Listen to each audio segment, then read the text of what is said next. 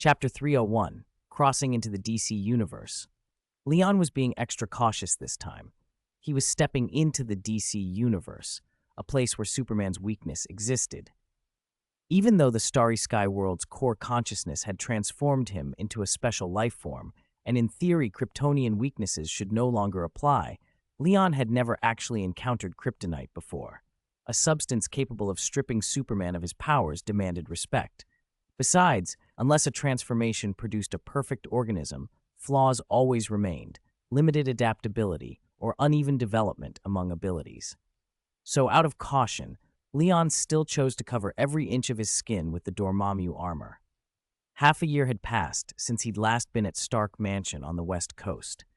The place had been empty for months after Tony and Pepper moved to New York. Jarvis still ran the machines and kept up the routine cleaning. Leon and Tony were in the garage on the ground floor, sunlight slanting through the windows. "Is this suit reliable? Are you really not going to use the armor I built?" "I'll add the best insulation layers," Tony warned, peering at the Dormammu suit on Leon while wearing his own red and gold armor.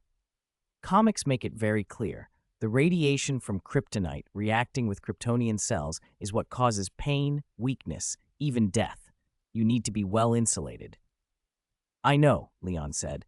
"I'm completely sealed from head to toe right now." "And what about the environment once we cross over? Can your armor work in space?" Tony's lips curved into a grin. "Heh, come see my Mark 16, built overnight." He spread his arms, showing off the armor he wore. "This suit handles any extreme environment. Space, continuous oxygen and heat supply. It ionizes the liquid inside to give me enough oxygen for 24 hours. Volcanic lava, deep ocean. This thing gets me out of trouble." Leon raised an eyebrow. "So you're ready? No gold this time?" The first time Leon had jumped worlds, Tony had actually prepared gold just in case, stashing a lot in the world ring. Tony waved that off. "I don't think I'll need it. I've got other preparations. Look." He tapped his chest and the red and gold flowed into a pitch-black suit. A bat symbol formed on the chest, the helmet reshaped into a cowl that exposed the chin. "I am Batman," Tony intoned in a low voice, then exploded with laughter. "What do you think Batman would pay me for this armor?" Before Leon could answer, Tony supplied his own reply. "Enough to buy a whole pile of kryptonite, I'd say." He popped a few batarangs from his gauntlet. They whizzed into the wall. "See? Much stronger than Batman's hand-thrown ones. If you plan to stay in DC for a while, we could even start another Stark company there. Give me 6 months and we'll be richer than Wayne Enterprises." Leon couldn't help laughing. "You haven't even left and you're already comparing yourself to Bruce Wayne." "Do I need to compare? I'm obviously richer than him." "Are you sure? In some comics, Batman said his fortune could buy half the Earth. Maybe in some parallel world, I could buy the whole thing." Tony was practically bouncing with excitement. Leon could tell his older brother was more than ready. "So are you ready?" Leon asked. "Of course. Jarvis's subunit is set. Do you want to delay a little longer?" "Then let's go. I'll tell Pepper when we get back." Tony's smile froze for a moment. "Pepper, I told her already. Didn't you say you can jump to different points in time when you come back? It'll be fine." Leon said nothing, narrowing his eyes at Tony. Tony cleared his throat and pretended to take in the garage with a bittersweet look. "Feels nostalgic? I haven't been back here in months. I remember when we were building armors here." He quickly changed the subject. "All right, Leon, aren't we supposed to cross over? Why haven't you started?" "Are you sure?" "Yes, I'm ready. Jarvis is ready. Stop procrastinating." "Okay, start the crossing." "Pepper, what are you going to tell her?" Wait. Leon initiated the jump. On his interface, several bubbles appeared, target worlds that met the criteria. He chose one. World anchoring. Energy required for crossing. Confirmed. The energy inside Leon felt vast, like a star. Even bringing Tony with him to a large universe like DC didn't consume much. After passing through a thin membrane, a solid sensation hit beneath his feet. This time, it seemed they hadn't crossed into open space. Leon opened his eyes to find Tony, still in armor, prostrate at his feet. Those who weren't strong enough often lost consciousness during crossing. Even Leon, who in his first crossing had displayed strength capable of lifting tens of thousands of tons with a single arm, felt a momentary wave of discomfort. Tony's body, built for only a few hundred tons at best, had definitely conked out, and would need time to recover. Leon still ordered, "Jarvis, scan Tony's vitals." Jarvis's voice came from the suit. "Yes, young Master Leon. Life detection function activated." "Have we arrived in the DC universe, young Master?" Jarvis asked as he checked Tony. "Yes." Leon surveyed the surroundings. They were in a cave. Uneven rock walls stretched all around, narrow passages leading into darkness both ahead and behind. Jarvis continued reporting. "Mr. Stark's vital signs are normal, but his neural activity is weak. He's fallen into a deep sleep and is expected to wake in about 7 minutes." Curious about the new world, Jarvis used the armor's systems to probe their environment. "This is a man-made cave, young Master." Jarvis reported, "Analysis complete. The planet we're on supports life and has an atmosphere identical to Earth's. Probability we're on Earth, 98.7%. Leon nodded. This time, he didn't immediately switch on super hearing to sweep for more information. He held Jarvis back and waited for Tony to wake while he closed his eyes. He was going to use his transcendent ability to reach the world consciousness of the DC universe, or rather, to try to speak with God. DC didn't have a single eternity like Marvel. Its cosmology was a different tangle, folded through Christian motifs. Many of its strongest beings were deific in origin. In that hierarchy, the true creator, the closest analog to God, sat at the top. Some fans equated God, the monitor, and the source as a kind of trinity. Below them were titans like Lucifer and Michael. From their perspective, Leon's power was no greater than an ant's. But then again, everyone, even Dr. Manhattan-level entities, were the same before those heights. So Leon had little hesitation about trying. He sent his thought out and waited. After several minutes of holding his transcendent link, there was no reply. God, it seemed, had no interest in him. He felt mildly disappointed but not bitter. Being here in DC at all was enough. "All right," Leon murmured, opening his eyes. He abandoned the attempt to contact God and instead switched on supervision and X-ray vision to examine the planet. One quick sweep, and he frowned in surprise. "Kryptonite," he said. "What are the odds?" They were deep inside a cave. The walls were threaded with pure glittering crystals that radiated a distinctive energy signature. Kryptonite. The transcendent ability had keyed on the word and dropped him right beside it. He let the solid faceplate of his helmet recede enough to feel the radiation against his skin. Even from a distance, he could sense something inside him stirring, barely perceptible. "Jarvis, bring Tony and follow me," he ordered. "Yes, young Master." The faceplate sealed again. Jarvis took the unconscious Tony Stark inside the Mark armor and followed Leon deeper into the cavern.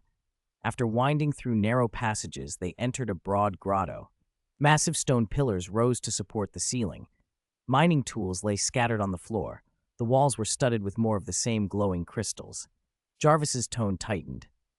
"These crystals are emitting strong radiation, young Master Leon. If this is DC, they could be." "Kryptonite," Leon finished. His eyes swept over the crystals. "And they're gold."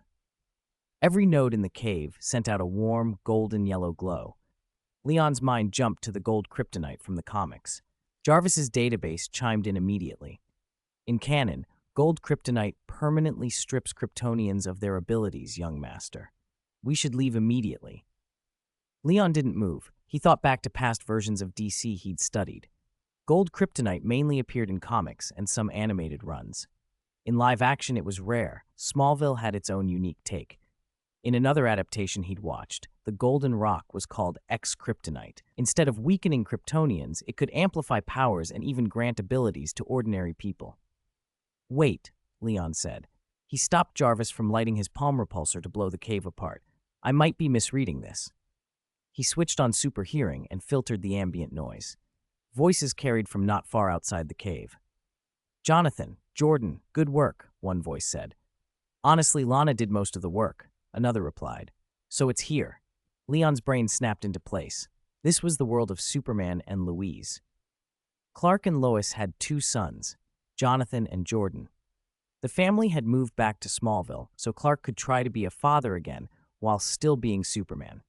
Smallville's lore, the childhood bullies, Lana Lang, and the kryptonite in the nearby cave matched. But here, as in some adaptations, the kryptonite was golden and could enhance powers. This was ideal for what Leon wanted, a way to test how kryptonite affected him.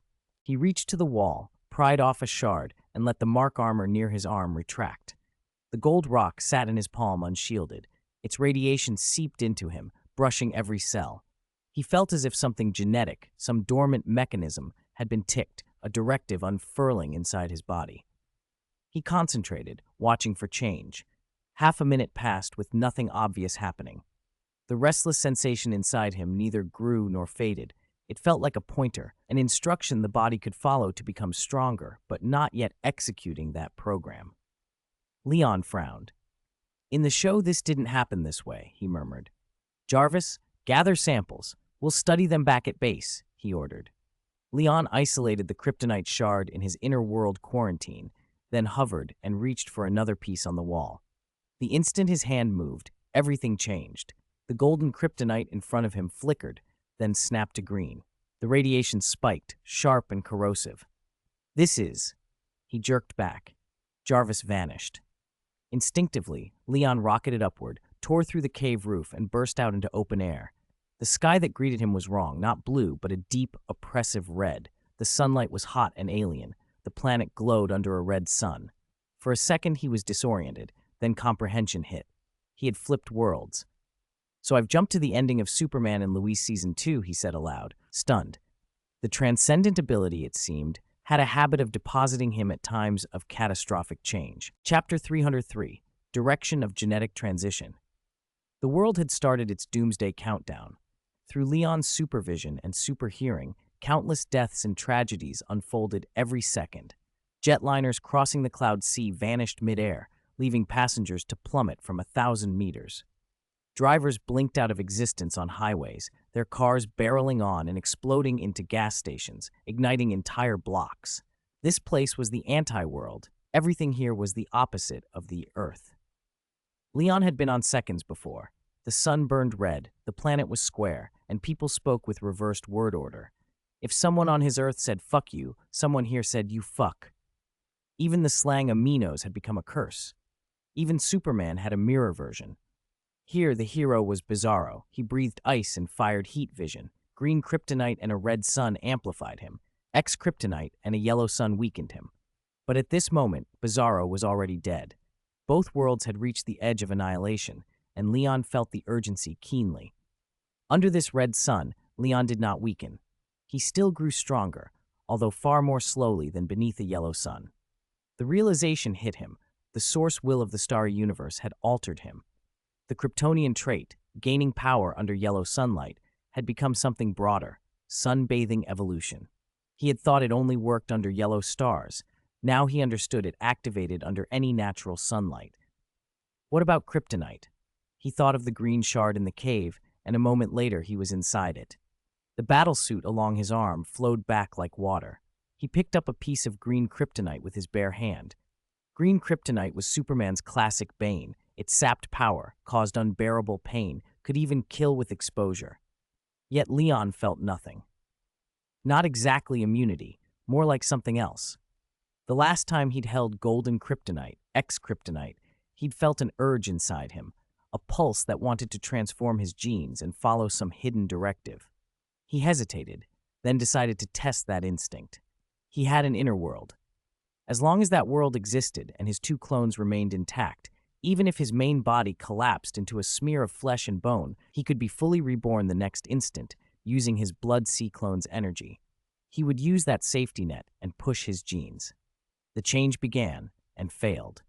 As his genes attempted to reconfigure, Leon's body started to fall apart. Flesh tore, blood sprayed, bones dislocated. He felt his body dissolving into a foul pool of ichor. The physical pain was indescribable, but his face barely changed. His willpower had strengthened since his first return to Earth. He no longer panicked the way he once would have. Still, the process aborted with catastrophic destruction. Leon died. When the main body died, his perspective shifted inward to the clones. He gritted his teeth and cursed the failure, then used world power to clear the bloodied mess from the cave. With the blood sea clone feeding energy, he re-nurtured a new main body. Seconds later, clad again in his Dormammu suit, he stood where he had been and stared at the green shard embedded in the rock. I felt the gene transformation start the moment I died, he muttered. So my direction is right, but I'll have to endure multiple collapses to find the correct configuration. He wanted another way. The Life Codex, the Kryptonian gene bank, came to mind. In the Superman stories, Jor-El had injected the Life Codex into his son. If a codex recorded trillions of possible gene types, it would point the path for a stable leap. The Source Will's modification had eliminated his fatal flaws, but it had not set the exact formula for this new evolution. The opposite of fearing kryptonite wouldn't be mere immunity. It could be the ability to grow stronger because of it, like Bizarro and Ultraman. The golden kryptonite and the green shard had provoked that same restless urge. His genes were pushing toward an evolution that would let kryptonite make him stronger, combining the strengths of both Superman and his opposites without their weaknesses. He could not say how many failed collapses it would take.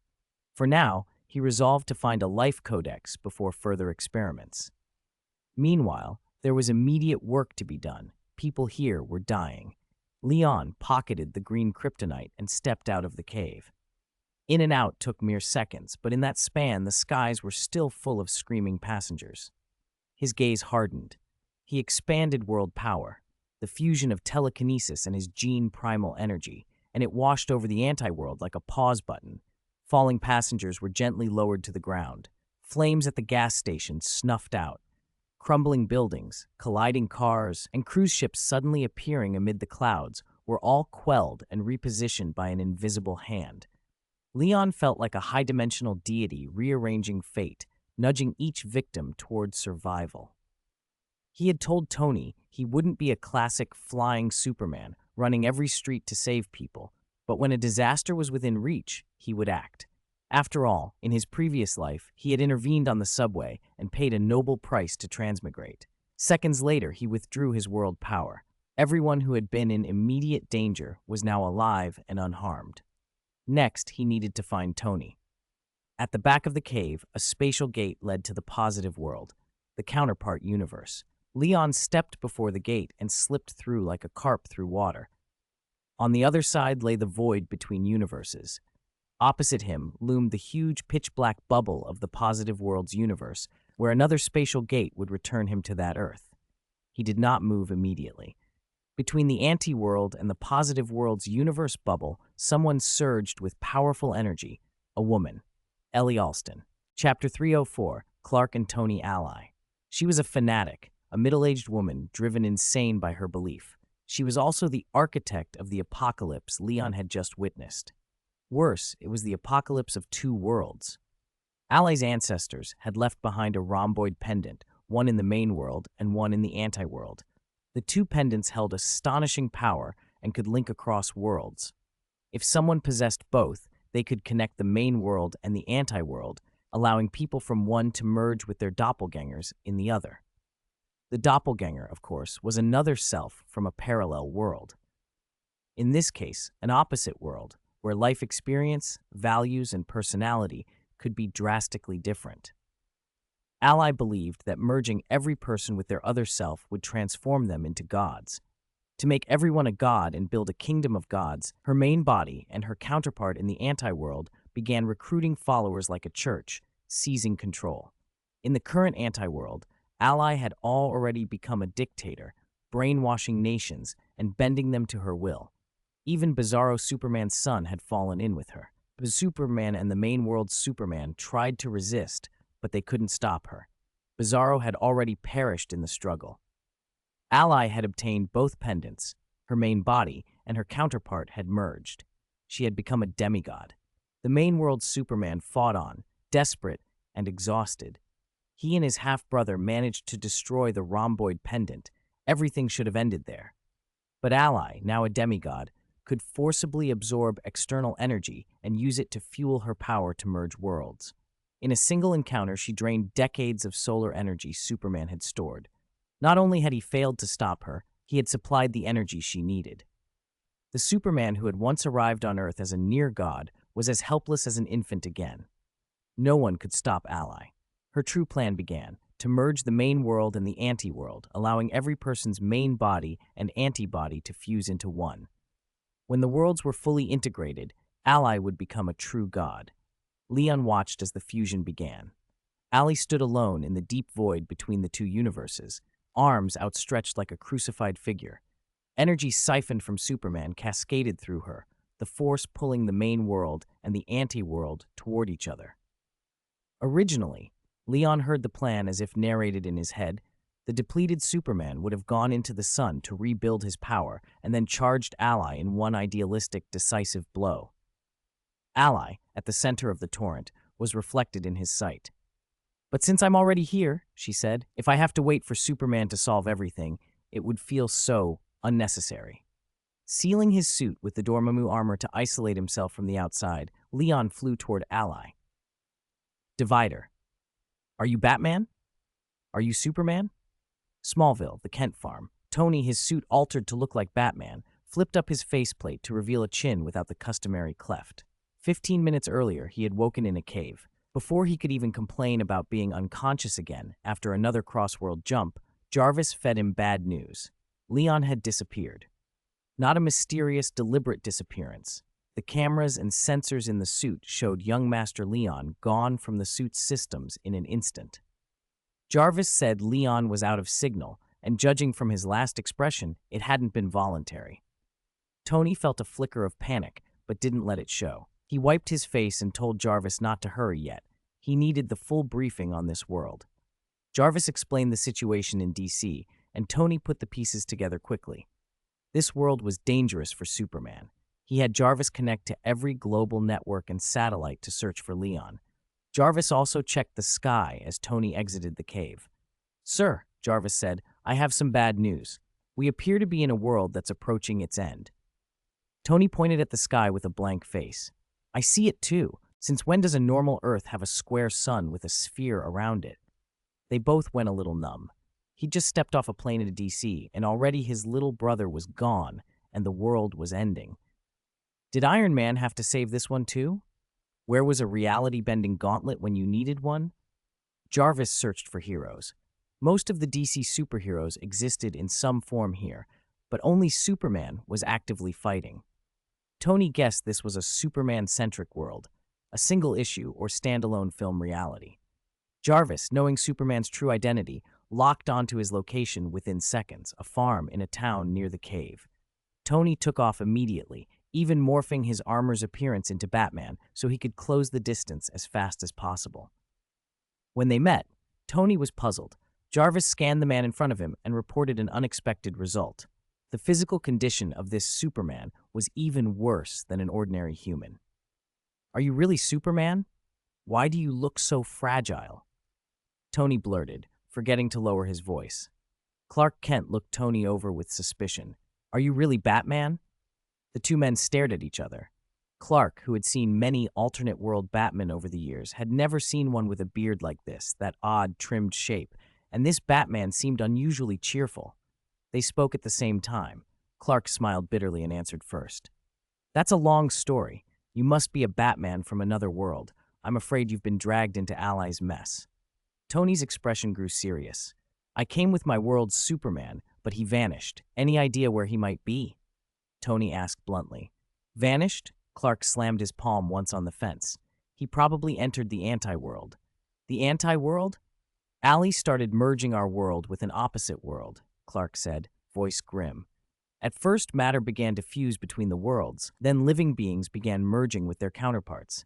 During that process, people and objects can randomly flip between the two worlds." Clark's face hardened. "Now the world is already suffering disasters because of it. We have to stop Ally." Tony asked the obvious question. "Why haven't you gone after her?" Clark's shoulders sagged. "Ally has absorbed almost all of my power. I'm weaker than an ordinary person now." He looked tired, but he smiled sadly. "Right now, the most I can do is be with my family." Tony was surprised. Superman, a family man who chose to stay with his family at a time like this? It was not what the comics had trained him to expect. Clark shook off Tony's unspoken thoughts. "There might be one way," he said, gazing up. The anti-world's square red sun had begun to merge with Earth's spherical yellow sun. "If I enter the sun, I could restore all my power," Clark said slowly. But he didn't finish. The implication was clear. Entering the sun carried the risk of death. Tony understood.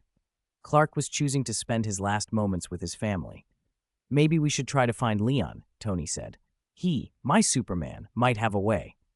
He thought, too, about whether he had any solution. He didn't like the answer. The Avengers had never faced a world fusion problem either. Clark didn't argue with Tony's suggestion. He considered it carefully instead. You make a lot of sense. At a time like this, we can only rely on another Superman.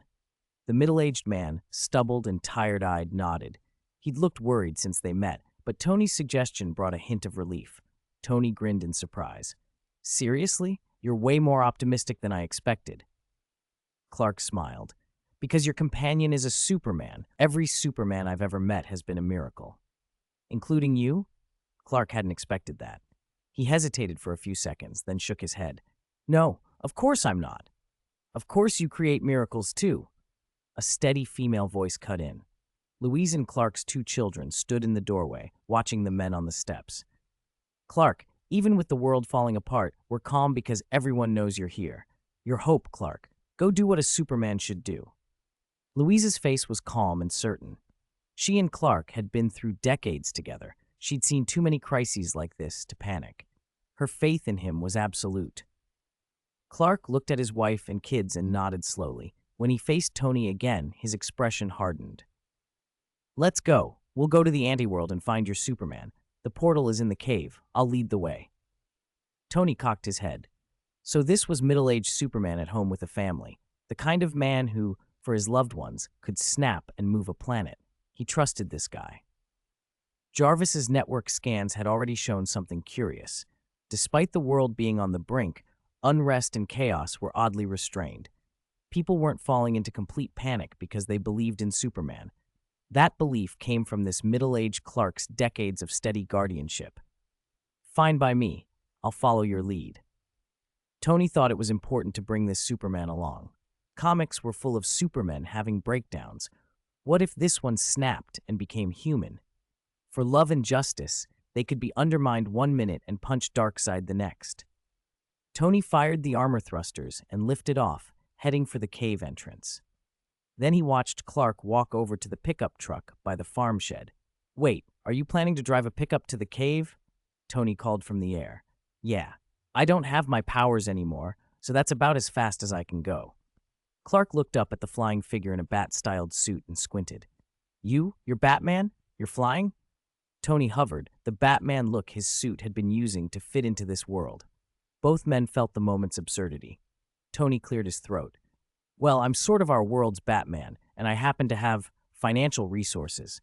Back home, people actually call me Iron Man. He sounded chuffed, then embarrassed. Iron Man? Clark blinked. Isn't that a Marvel hero? So this world's Bruce Wayne is a comic fan? That's a pretty good name, Clark said with a small laugh. So, are you going to fly me to the cave in a Batwing? Tony didn't have a Batwing prepped. The Batman persona had been something he cobbled together briefly so he could sell tech to a Bruce Wayne in another world. No Batwing, but I can give you a suit. He landed, pulled out a compact arc reactor, and under Clark's surprised stare, clicked it into his chest plate. Nanoalloy swarmed up and wrapped Clark, fitting him into gleaming gold and red armor. Clark looked down at himself as if seeing a stranger. Tony couldn't hide his satisfaction. The Batman's skin on his own suit shifted back to its normal look. To him, the Iron Man aesthetic was sleeker and more luxurious than the Bat motif. Clark's eyes widened. Batman, no Iron Man. Your name isn't Tony Stark, is it? How do you know my name? Tony was startled. Had the legend of Iron Man reached here? You're not Bruce? Clark asked in turn. And your Superman companion, he isn't Hyperion or Sentinel, is he? Tony realized Clark was thinking of Marvel analogs. Hyperion? Sentinel? No. My partner's name is Leon. He's a Superman like you, powered by the sun. Clark relaxed a little, then cocked his head. So you like Marvel stories? What's Marvel? Tony said with a half-laugh. Hold on. Get me to Leon first. We can talk on the way. Jarvis took control of the suit's flight systems, and Clark, awkward in new armor but used to flight, quickly adapted. He found the suit's rhythm, and they sped toward the cave. Clark's training and Tony's tech made an odd but effective team. Your suit's similar to my friend John's, Clark commented as they flew. A bit slower, but powerful. John Henry Irons, steel. His armor runs off kryptonite. He's about as strong and fast as I am. Tony whistled. He'd heard of steel, a suit that could hang with Superman in raw power. That was a story. He couldn't help glancing at Clark, measuring the man who casually mentioned such things. Maybe this Superman wasn't at full strength. Maybe he was more human than legend. Either way, Tony respected a capable ally. There's the entrance. Slow down. Clark steered them in, and they dropped into the dark mouth of the cave. As they descended, Clark explained the peculiarities of the anti-world. Time flows slower there. I went through a month ago and was gone one day here.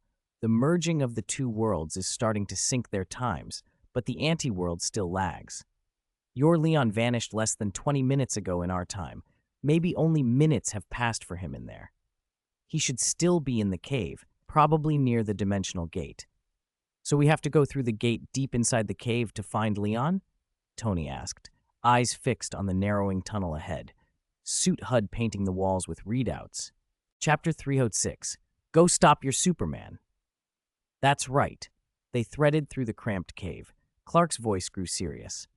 After the space gate, there's a stretch of void. An ally is there. So we have to cross the void as fast as possible and try to enter the anti-world space gate without drawing allies' attention. Clark warned, Allie can absorb other people's energy, so we need to avoid fighting her if we can. Allie again, Tony said. You never introduced this big villain. How did she cause the end of the world? Clark pressed his lips together. It's like this. He told Tony the whole story as they approached the enormous portal deep in the cave. No sunlight reached here. The only light was the ghostly blue radiance scattering from the gateway. They stopped beneath the portal and looked up at the tunnel that seemed to stretch to the edge of the universe. Ally became a god with the help of that pendant, and then she started trying to get more people to merge with their counterparts to become gods too. Tony said, stunned. She's ambitious, second only to Thanos. Her theory sounds plausible. She did make herself a god, but forcing two totally opposite individuals to merge would probably drive them insane, wouldn't it? Clark hadn't considered that. He'd only thought Ally's actions were harming the world and had to be stopped. After thinking it over, he nodded slowly. Seems likely. Since she merged with her other self, she's become even more extreme. Tony flipped his faceplate up and rubbed his chin. Then we really have to stop her. I have an idea. What idea? Clark pressed. Seeing Tony in the armor, exactly like the comics, made him think of Batman's dual life as a billionaire playboy. He suspected this was the real Tony Stark, a superbrain in his own right. Hope surged through him. That pendant connects worlds. Maybe I can build a device to reverse the pendant's energy. Tony's eyes lit up. If we can reverse the mechanism that merged the worlds, we can separate them again. Clark winced. Tony smiled confidently. Worried about power? Don't be. Leon carries a huge energy reserve. We just need to find him, and we can start saving the world. No, it's not that. Clark scratched his thigh sheepishly. I should have said this earlier. The diamond-shaped pendant was already destroyed. Morgan and I used heat vision on it. Tony's plan faltered. What? The pendant's destroyed? How's Ally merging the worlds then? Tony asked, stunned. She became a demigod and absorbed my power. That's how she can pull the two worlds together. Clark's voice was grim. Tony had nothing to add. It turned out the villain's success had come in part from Superman. What do we do now? Clark asked, treating Tony like the strategist he'd become. Tony frowned, thinking, I haven't dealt with a world merge before either. If I could get enough parameters, maybe I could construct a global reverse engineering project. But there's not enough time, Clark said. How much time? Tony asked. Less than 12 hours until the worlds completely merge. Clark snapped. Then first we find Leon. Tony's faceplate snapped shut and he prepared to launch into the space gate. Clark followed. Just before they entered, Clark slapped his forehead. Oh, one more thing. He grabbed Tony. The passage inside the space gate has intense spatial compression. You need extreme speed to get through. Even I felt strange going through it last time. Iron Man, can your armor handle it? Tony looked over at Clark, exasperated.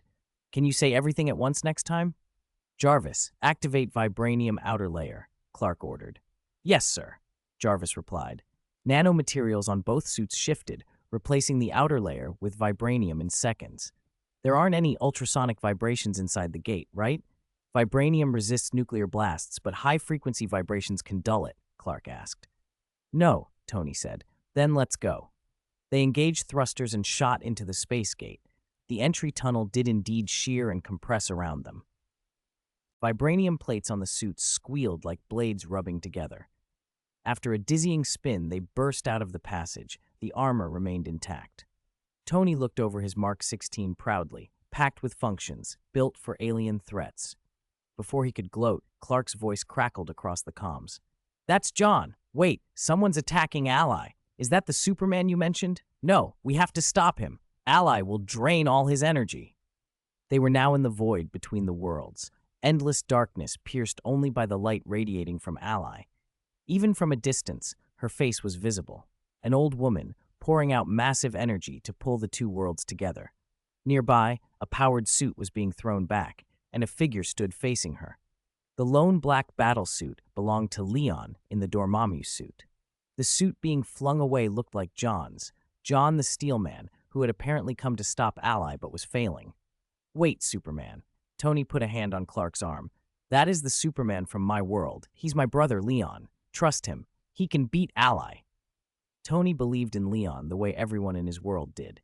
Leon had defeated the dimensional demon god Dormammu before. Ally shouldn't be a problem for him. No, you don't get it.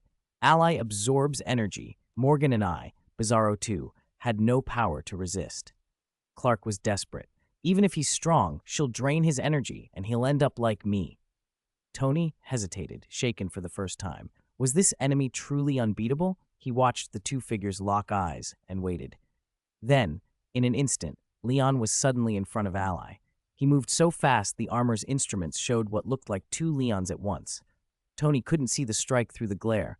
All he saw was Ally thrown backward. Chapter 307, Accidentally Eliminating the Big Villain. Leon had meant to strike Ally himself, but before he could move a missile, beat him to it. In the black of the void, a flaming projectile was impossible to miss, like someone blowing a warning horn through a megaphone.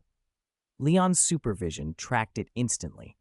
The warhead held a heavy concentration of kryptonite and carried a device designed to bathe whatever it hit in red sun radiation on detonation. In the world of Superman and Lois, a missile like that could only come from one person, John Henry Irons, the Steel Man. Leon paused and watched a gray steel battlesuit streak past. The pilot even glanced his way, clearly surprised to find another hero in the void. It really is John, the Steel Man. In the comics, John is a Justice League member.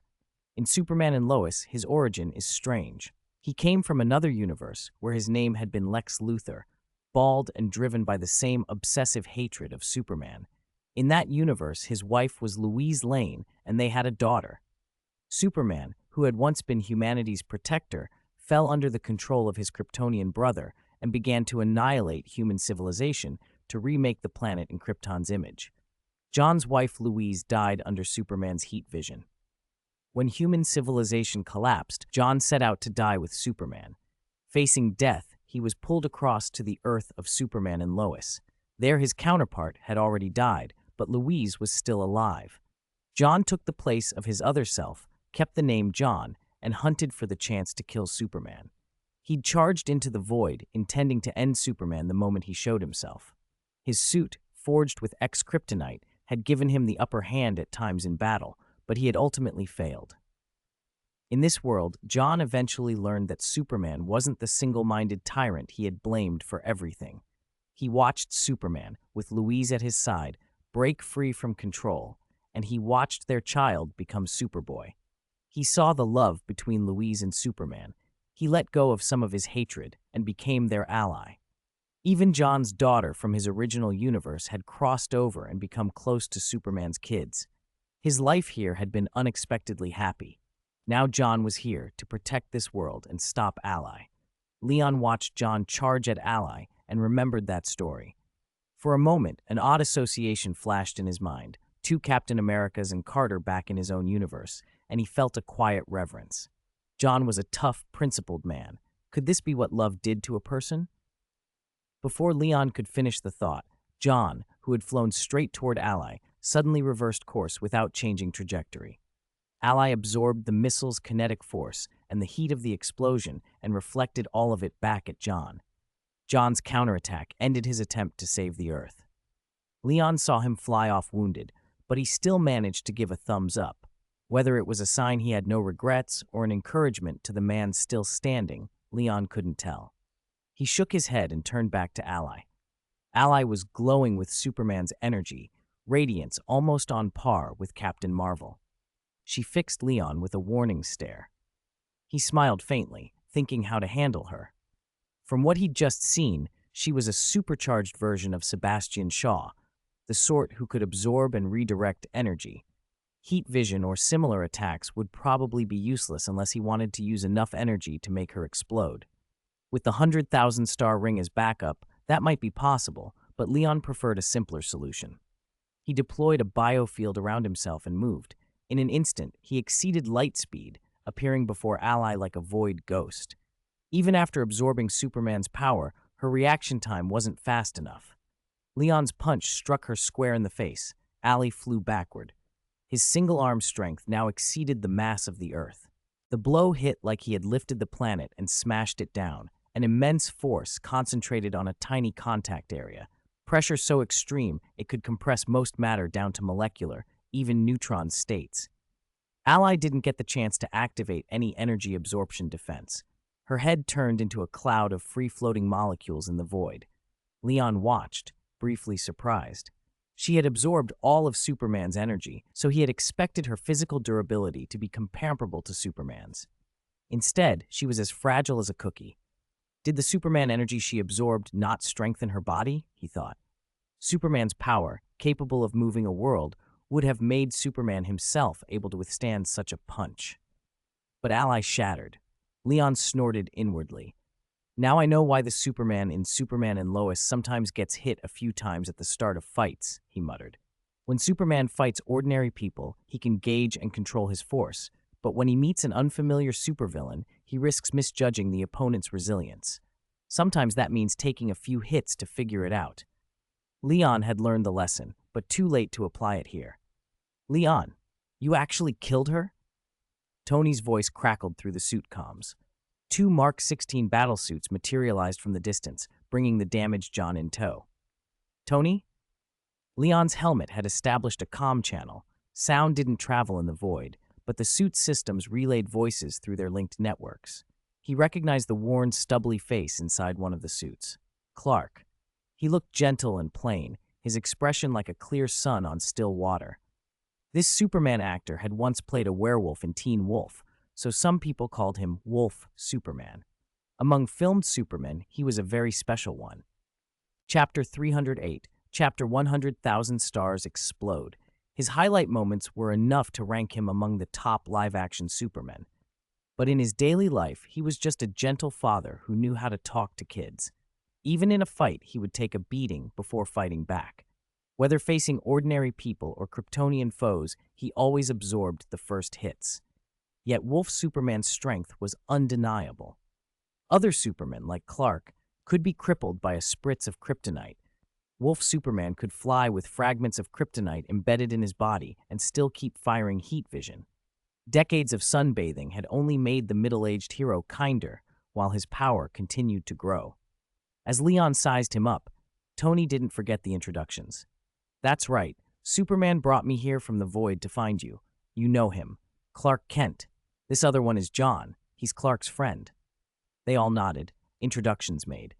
There wasn't time for small talk. I was thinking, after you knocked out Ally, you might have used her body as a transit point to reverse engineer and push the 2 worlds apart. But she's dead. Tony sounded rueful. Leon shook his head. I thought the same. If I'd been able to control Ally, I might have ended this right away. I didn't expect her to be so fragile. Wolf Superman and John exchanged strange looks. They'd never even gotten close to Ally, yet here was a Superman who seemed surprised that she'd been so weak. Tony, restless for solutions, asked, "Can your spring water revive people? Can you bring Ally back?" No. Leon's face was grim. That spring water can only restore people because it contains life force.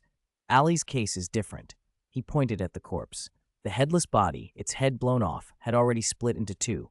After death, the energy within Ally had gone berserk, and the integrated positive and anti-world bodies had separated again. Without the pendant, even if her body is revived, she can't merge again. She's lost the power to fuse the worlds. Tony's frown deepened. This is bad. But Tony was always ready with another idea. What about the space stone? Can you use it to separate the two worlds? Leon reached into his internal world and brought out the blue primordial stone. Once a dazzling gem, it now looked dull and lifeless. See, this space stone only works in our universe. It's useless here. They argued possible ways to save the world. Wolf, Superman, and John could only listen. Still, when Wolf Superman heard about the space stone, his eyes lit up, proof that these two came from the Marvel universe. He and his sons loved Marvel. It was like characters from a comic walking into reality. He wasn't sure who Leon was. He even wore an S on his chest. Was he a Sentinel? The mystery excited him. Leon and Tony devised another plan. I'll try to push the two worlds apart, Leon said, and flew toward the center between the two worlds. He intended to try using his Blood Sea clone. But as he sensed the situation, a weight like a boulder dropped into his gut. The two worlds were not simply merging, they were on a collision course. Ally's pull had already drawn the anti-world bubble and the positive world bubble toward each other. Originally, they were supposed to fuse into one. Earth at the center had begun to overlap. Ally's special ability had acted as a fulcrum, levering the fusion. With her death and without the pendant, that fulcrum was gone. Except for the portions already overlapping around Earth, the two universes no longer continued a smooth merge. Instead, they kept closing until they would collide. This wasn't a merger, it was a catastrophic collision. If it wasn't stopped in time, both universes could be destroyed within hours. Leon hovered where Ally's body had been and thought, this is bad. This time I've really become one of the Starks. He had come to save the world, but instead had pushed it closer to destruction. Even if he hadn't interfered, Iron Man John and Wolf Superman's brother Morgan would have tried to kill Ally, but they would not have succeeded. Only Leon had finished her off so easily. The Blood Sea clone and the Blacklight Virus clone were useless now. A memory flashed, Wolf Superman saving the world. Leon spread his hands, aiming one palm at each universe bubble, and golden yellow energy began to bloom from his body. The torrent gathered fast and vast. Within seconds, Leon was enveloped in a blinding golden light, like a star erupting. Energy surged from his hands, slamming into the barriers between the worlds. It felt endless. This enormous power did not come from his clones. Leon drew on the energy of 100,000 stars from the world ring, using his body as a conduit. The scorching stellar energy converged, flowed, and poured out like 100 rivers dumping into an ocean. The star's power transformed inside his Kryptonian blood body into a stream of molten gold. As the output swelled, cracks appeared along Leon's skin. The fissures didn't bleed blood, but a molten, golden light that flowed like metal. From a distance, the three observers were stunned, their vision filled with Leon's golden stream. The void itself seemed to change from raw chaos into a golden sanctuary. It's slowing down! The worlds are slowing down! Tony shouted. Jarvis's sensors were the first to detect it. The two universes began to decelerate.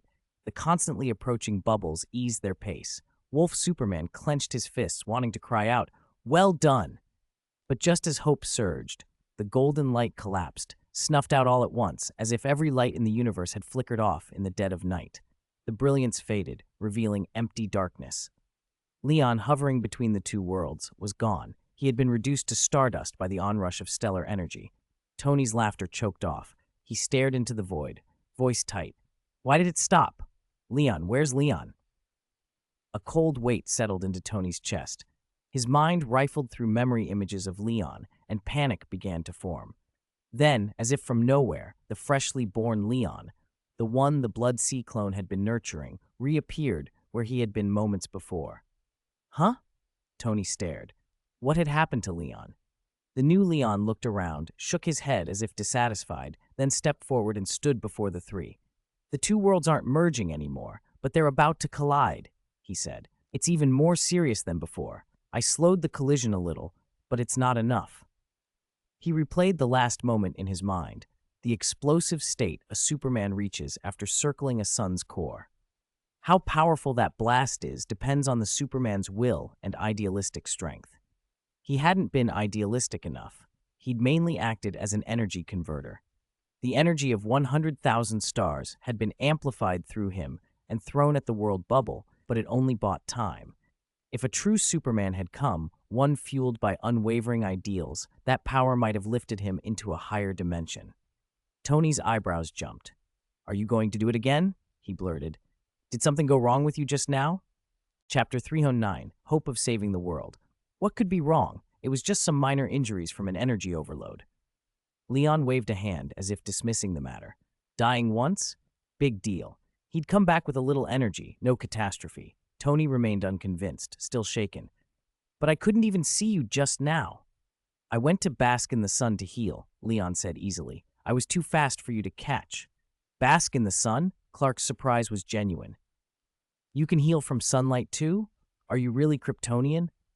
"To be precise, I'm an Earthling who accidentally picked up a Kryptonian bloodline," Leon corrected.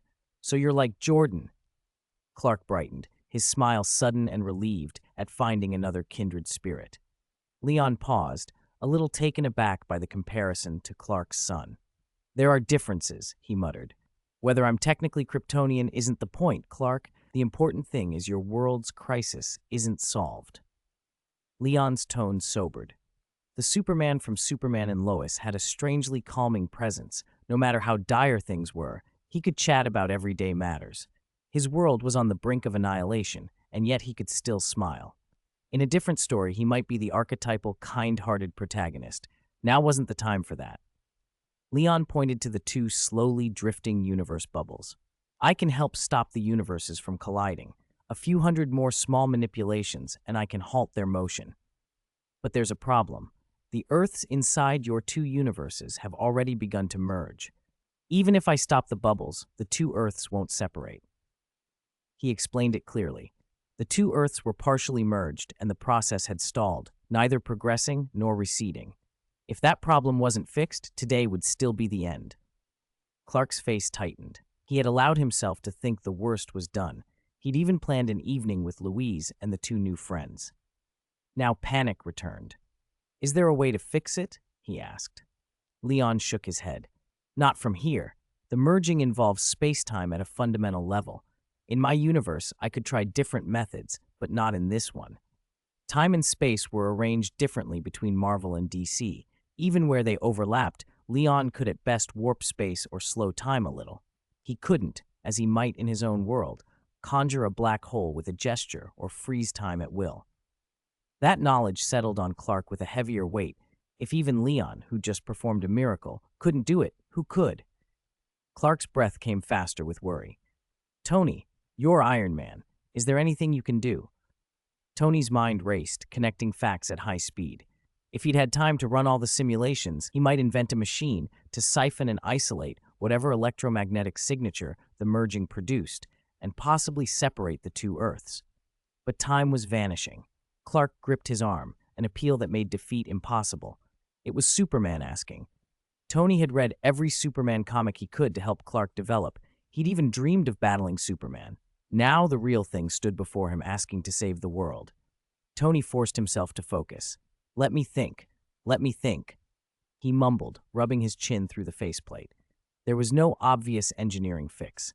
Unless Tony's mind flashed to a different idea, something Leon had called a subjective burst. He looked at Clark. Do you have a way?" Clark met his gaze, tentative. Tony pressed. "Superman, have you ever thought you might be the hope of this world?" From the logs Jarvis had compiled, this reality appeared to be a narrative centered on Superman. If the story's axis was Superman, then the solution had to involve him. Clark was currently physically weak, back pain, shaky legs, but stories often build toward a desperate breakthrough. Tony grabbed him firmly by the shoulders. "Only you can protect this world, Clark. Think of your family. Think of the people who believe in you."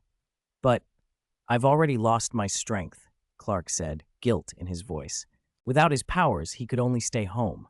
If not for Iron Man, he wouldn't even have been able to reach the void. Then his eyes drifted to the universe bubble, and something in him shifted. He seemed to peer past the barrier as if seeing the sun beyond their pocket universe. The thought came into focus. Maybe the sun could restore him. You want to go into the sun to take direct radiation? Leon said suddenly. Leon knew the plot beats. He knew that the version of Superman they were dealing with, the Wolf Superman, would eventually achieve a subjective burst in the sun. Clark, however, didn't know that.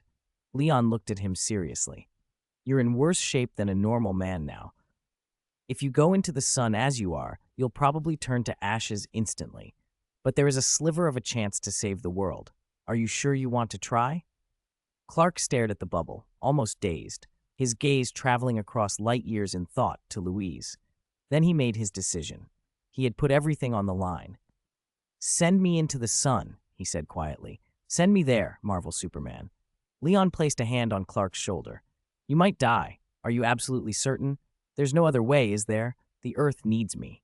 Clark's nod was steady. Leon studied him. Clark's heart, like his face, was straightforward and bright as sunlight. When someone needed him, he burned. Even through the armor, Leon could feel that burning will. This subjective power had never been so clear. Get ready. I'm very fast. You'll be in the sun in the next second. Clark blinked once and nodded almost imperceptibly. Okay. Wait. You just decided that? You're really gonna let Superman go into the sun like this? Tony's shout rose, loud and panicked. Chapter 310, Basking in the Sun, and then Idealism Explodes. John was anxious. Clark, don't be impulsive. We must have another way. Louise is still waiting for you. Clark patted John's armor silently. If I don't come back, take good care of Louise. You really want to do this? John ground out. Tony looked at Clark with a complicated expression.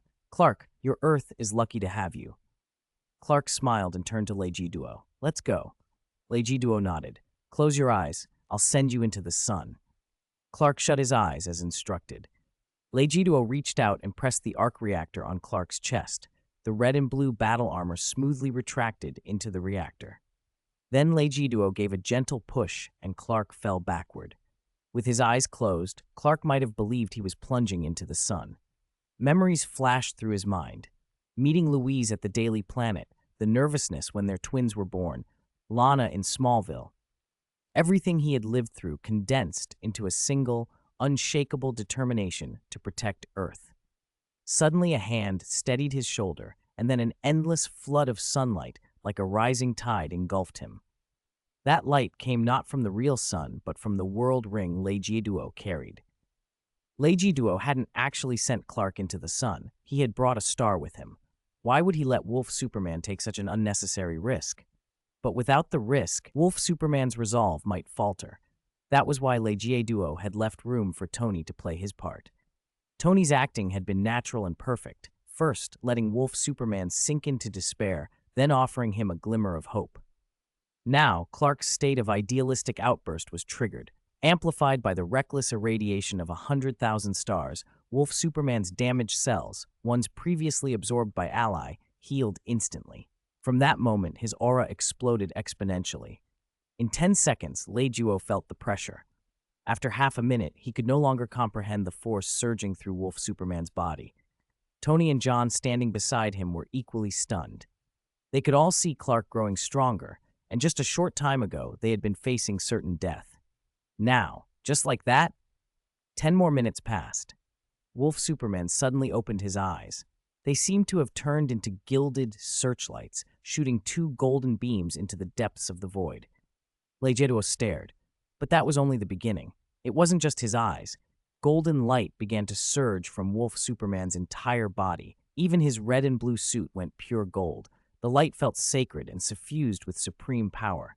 Looking at the shimmering figure, Legiduo had the absurd impression he was looking at himself. No.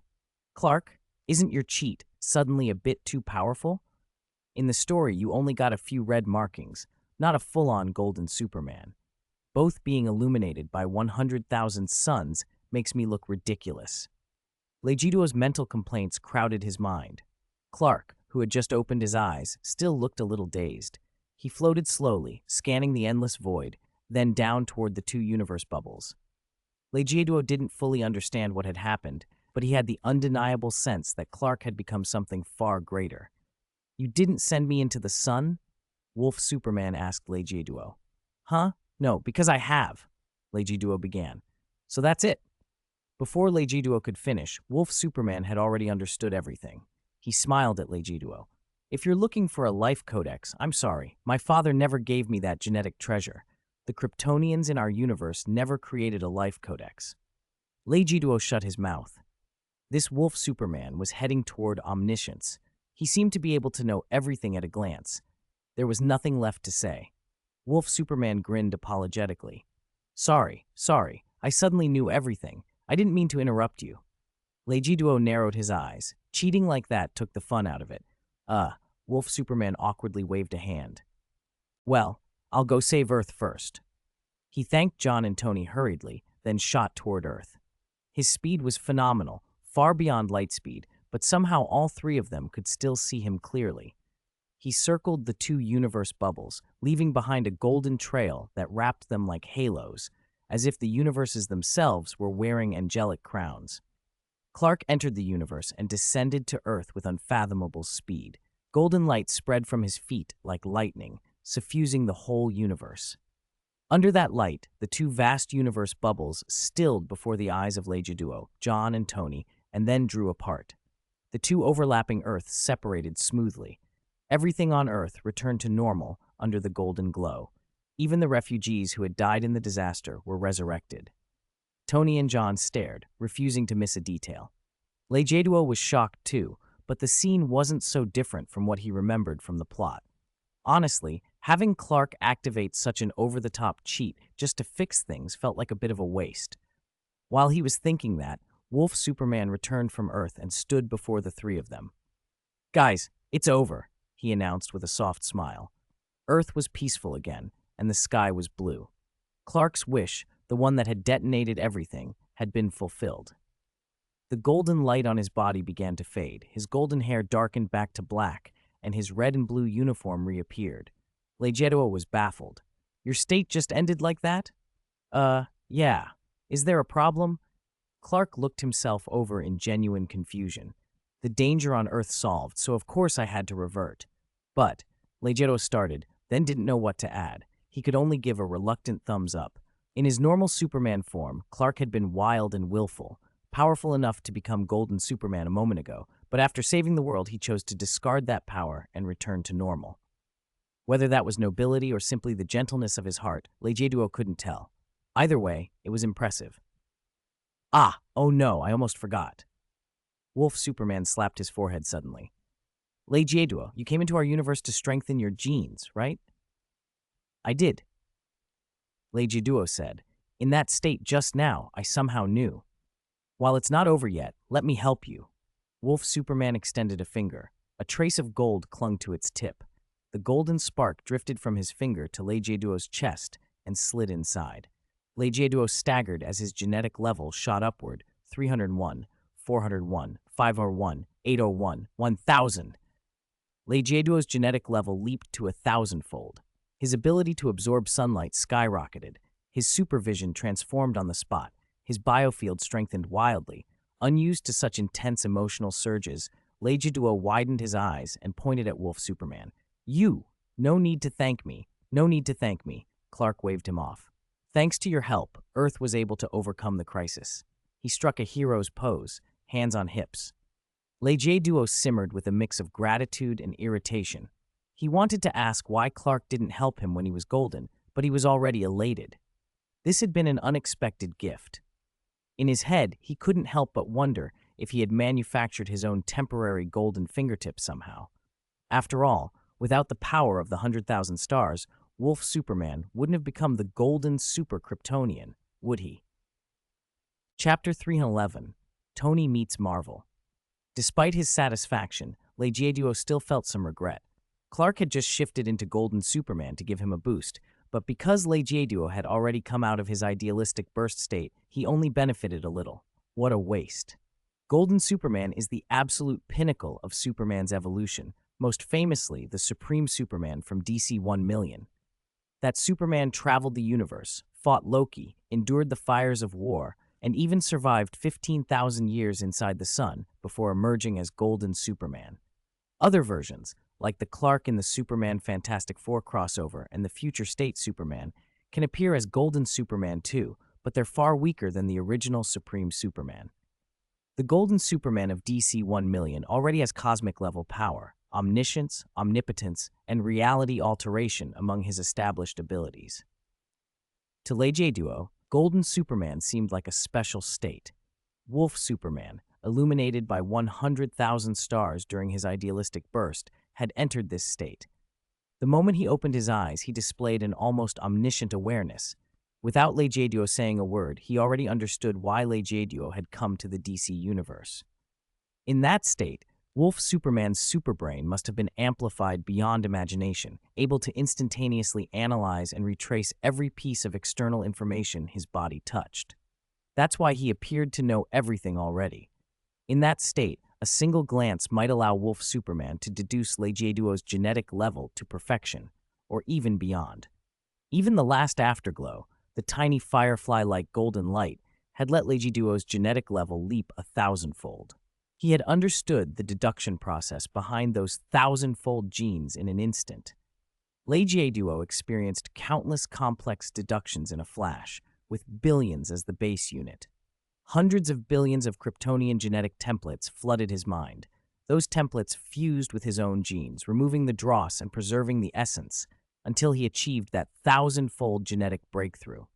It all happened in a blink. At that moment, his mind was still crowded with integrated deduction data. If he'd had to deduce all of it himself, it would have taken decades, maybe a century. Now it was done in one go. The original purpose of traveling to the DC universe had been fulfilled. After dinner at Superman's house that evening, he and Tony could both return home.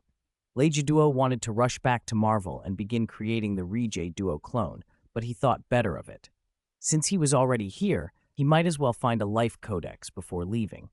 There was no life codex in the Superman and Lois world. He'd probably have to go to the DCEU and ask Superman about it. That item was likely unique to that Superman. Other DC universes didn't have the same setup. He pondered quietly. Tony, meanwhile, tapped against John's armor over the comms. Buddy, Clark says your armor's as strong as his and not any slower. Is that true? Haha, he didn't lie. John replied with a hearty laugh that carried through the channel.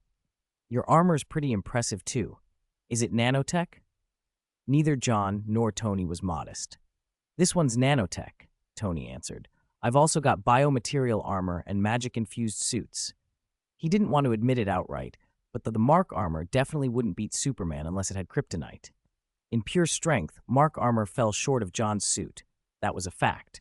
Yet Tony compensated in other ways. His armor was diverse. Tony's a super genius from another universe, Clark said with a smile. John's eyes lit up. Then I look forward to exchanging armor tech with you, Tony. Tony brightened. Great idea. My nanotech might be a useful reference for you. By the way, everyone, dinner at my place tonight, Clark called as he hovered, waving to the three. Once the two universes separate, the portal will close fast. Let's get back to Earth now. They returned to Earth through the space portal. Tony and Leijie followed John to the Kent farm. Clark had already flown across the globe, appearing at the United Nations and before major nations, smiling and reassuring everyone that the apocalypse was over. At the Kent farmhouse, Leijie and Tony sat on the couch drinking coffee Lois had brewed. John and his daughter sat nearby, as did Clark's two boys. The TV was broadcasting Superman's interview. Clark really carries a huge responsibility, Leijie murmured, holding his cup. Hey, look at this world's Superman, Leijie, Tony said, leaning back and looking for an opening to tease. They're both Superman. Why can't you be like him and bring warmth to people every day? Leijie raised his cup at Tony. Oh, come on. You're always trying to rope me into your Avengers. Why don't you call Pepper? She's incredibly strong now. Actually, Clark struggles with that too, Lois said as she sat down with them. She was middle-aged now, with the sharp, professional air of a journalist. Her face wasn't classically beautiful, but she was Clark's great love after he left the small town, his first in every sense. She glanced at Tony and Leijie with interest. Clark's cutting back on how much time he spends helping people around the world every day. We moved back to Smallville to step away from work and spend more time with Jordan and Jonathan, Clark had told her. Sorry, I'm just curious. You mentioned the Avengers. Are you really Tony Stark from Marvel? Lois asked. Jordan and Jonathan, Clark's boys, looked at Tony with wide-eyed excitement. They were Marvel fans and had piles of comics in their room. "I am Tony Stark," Tony said, reclining as if he could pull out a checkbook and buy Superman on a whim. "But what is Marvel?" "Clark's mentioned that name to me many times," Tony continued with a grin. "To me it sounds like a lively circus, and I'm one of the headline acts, a lion, a fierce tiger, someone people scream for when I show up." Legiduo laughed. "Come on, Tony. The male lion would be Thor. The fierce tiger is Banner. At best, you're a big black bear balancing a ball. Are you serious?" Tony set his cup down and pointed at the Kent brothers. "In front of kids who admire me so much, you're telling them their idol is a black bear?" Chapter 312, Stay at Kent Farm. Jordan and Jonathan practically idolized Tony. Their excitement was almost visible in their eyes. Leon spread his hands. "All right, I won't say anything more, for the kids' sake." The two boys' faces lit up as they stared at Tony. "So you really are Tony. You're Iron Man." "Of course," Tony said, spreading his arms. "Come on, kids, you can have autographs or photos, whatever you want." He leaned over and whispered to Leon, "What's going on? Has Iron Man's reputation really spread across worlds?" Leon smiled but didn't say anything. Jordan and Jonathan were giddy with excitement. They cheered and ran upstairs, then came thundering back down a few seconds later, holding a big stack of comic books. "Please sign all of them for us. Oh, and sign once as Tony Stark and once as Iron Man. Both." Tony blinked at the pile. The big titles were all variations of Iron Man: Invincible Iron Man, Iron Age, I Am Iron Man V1. Each book carried the Marvel logo. He opened Iron Man V1 and found a story that was eerily similar to his own. He flipped through the others. They were all Iron Man issues. Some even featured Spider-Man and Thor. After a long, stunned minute, Tony looked at Leon. "Marvel is a comic company, so is our world a comic too?" "Pretty much," Leon said, patting Tony on the shoulder and using a little of his world power to steady him. Finding out you're a comic character was a heavy psychological blow. In one comic storyline, Professor X read Deadpool's memories, glimpsed the truth of the world, and suffered a catastrophic breakdown. Tony's mind was stronger than that, but the realization still left him uncomfortable. He'd heard of theories, the monkey at a typewriter idea, the world projection theory. He knew that even if his life appeared in comics in another world, it shouldn't change him. Still, unease tugged at him. After a moment, he picked up a pen, signed the inside cover, and handed the book back to Jordan. "My story must be pretty exciting if you kids like it so much. I ought to be Marvel's top superhero, right?" he said, forcing a smile. Jordan hesitated, then shook his head. "Actually, in the comics, you're B-list," Jonathan added. "And in a lot of stories, you're even a villain." "B-list? A villain?" Tony's discomfort flipped to indignation. "You're kidding! Tony Stark, the genius superhero of Earth, B-list? But who's A-list? Leon, Pepper, Happy, Banner, Odin." It's Spider-Man," Jordan said. "That kid who's barely a teenager is A-list?" Tony rolled his eyes. "Great. Pajama Boy's A-list. This world's lost it." He jabbed a finger at Leon. "What about you? What list are you on, Superman?" Jordan and Jonathan both looked puzzled. Finally, Jordan shook his head. "I've never heard of a character named Leon." Tony laughed and elbowed Leon. "See, Leon, you only show up in my spin-off issues. No one knows you." Leon was unmoved. "You're full of yourself. The Time Variance Authority called me the anchor of our world." "But you're not as famous as me," Tony crowed. Leon watched Tony sip his coffee with a look of amused disdain. "Are you a child or what?" Tony put his arms around Jordan and Jonathan's shoulders. "Come on, kids. Take me upstairs and let's see what stories Marvel has about me." The three of them went upstairs together. Leon shrugged at Louise and John. "No help for it. He never grows up. Actually, in our family, I'm the older brother." When Clark returned, the Kent family dinner began in earnest. It was a simple Western-style meal: steak and fried fish, mashed potatoes, and red wine. At the table, Tony kept pulling Clark and the boys into conversations about Marvel, everything from the Living Tribunal to Galactus, Death to Deadpool. Clark turned out to be a comics fan, too. Only when Louise cleared her throat pointedly did Clark laugh and settle down to his food. That night, the Kents invited the two visitors from another world to stay. Jordan and Jonathan cleared their room for Tony and Leon, letting them use it. The bed wasn't very large. Tony lay on his back with his hands clasped behind his head, staring at the moon outside the window. Even in another world, the moon looked the same. "Leon, how long has it been since we slept together?" he asked. Leon, tucked beside him and running some instruments over a sample of kryptonite, sneered. "Never." "What? Then why does it feel like I'm back in a cozy childhood bed with my little brother? I'm getting nostalgic." "That means it's an illusion," Leon said. "From childhood until now, you never took me to bed. It was always Jarvis and Pepper." Tony laughed awkwardly. "That's a little sad." Leon shifted the holographic projection of the molecular structure. "So you're going to talk to John about his armor technology tomorrow?" "He's from another world too, and he's not working right now. I want to trade ideas for a few days," Tony said with a proud smile. "In a few days, I'll have the anti-Superman armor ready, Leon. You nervous yet?" "Anti-Superman? You can try to be anti-Clark, but to be anti-me, you're at least 20,000 years too early," Leon replied. "You little brat, so arrogant." Tony knew he couldn't beat Leon. "One day I'll show you. I'll build a real anti-Superman armor." Leon laughed. "By the time you finish, I might have become a super Superman." "A super Superman still might not beat a super Iron Man." Tony got up, fluffed a pillow, wrapped himself in the blanket, and shoved at Leon's side. "Move over. You're taking up 2/3 of the bed. Do you sleep like a swimmer? Why do you need so much space?" Leon grabbed the kryptonite and climbed out of bed. He opened the window and slipped out. "Sleep well. I'm going to sunbathe in space." Tony raised an eyebrow. "Turn off the light before you go." Leon had already shot up into the sky and vanished in the moonlight. Jarvis's voice chimed from Tony's watch. "Sir, young Master Leon has reached the moon." "That fast?" Tony muttered. "Has Leon become Superman or an owl? He used to complain when I brought people home and disturbed his sleep. Now he doesn't sleep at all." Tony flicked off the light and burrowed under the covers. To be honest, it was the first time he'd ever slept in a bed on a Kansas farm.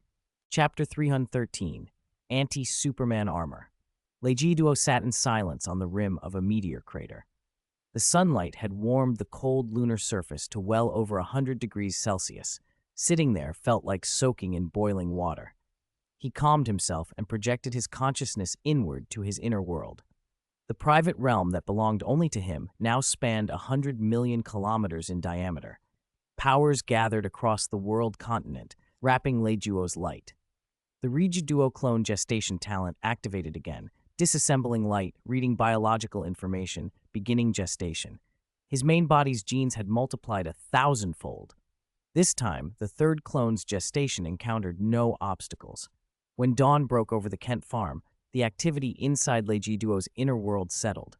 An oval egg of golden light floated in the air. The Regiduo clone was slowly gestating within it. A feedback message returned to Legiduo. "Gestation time, 100 years. 100 years, huh? A bit long until I can transform into light. I can speed it up with the time stone once I get back." He stood and flew back toward Earth. By the time he returned to the Kent farm, Louise was already making breakfast. Clark was still fast asleep. "Hi. Up so early? How did you sleep?" Louise asked, surprised to see him walk in. "Not bad. My brother slept well," she added with a glance toward the bedroom. Legiduo used his X-ray vision and saw Tony curled up, hugging a pillow. "You didn't rest?" Louise asked him. "I'm used to letting my brain rest in the sunlight, so I spend the nights in space," Legiduo said with a smile. In truth, he hadn't really slept in a long time. Even if his main body slipped into slumber, his consciousness in the blood sea and the black light clone stayed alert. Sleep had little meaning for him now. "You should be glad Clark doesn't have the habit of sleeping in the sun," Louise said with a smile. "He sleeps like a rock in the mornings. If we didn't take turns making breakfast, he'd sleep forever." "Oh, Louise, do I hear you talking about me badly the moment I wake up?" Clark came down the stairs then, rubbing his head. Louise raised an eyebrow, leaned against the counter with her hands behind her, and tilted her head at him. "My Clark, my handsome husband, the love of my life, my most important knight. How could I speak ill of you?" "Really?" Clark grinned, standing at the foot of the stairs in gray pajamas, hands in his pockets, his face full of affection.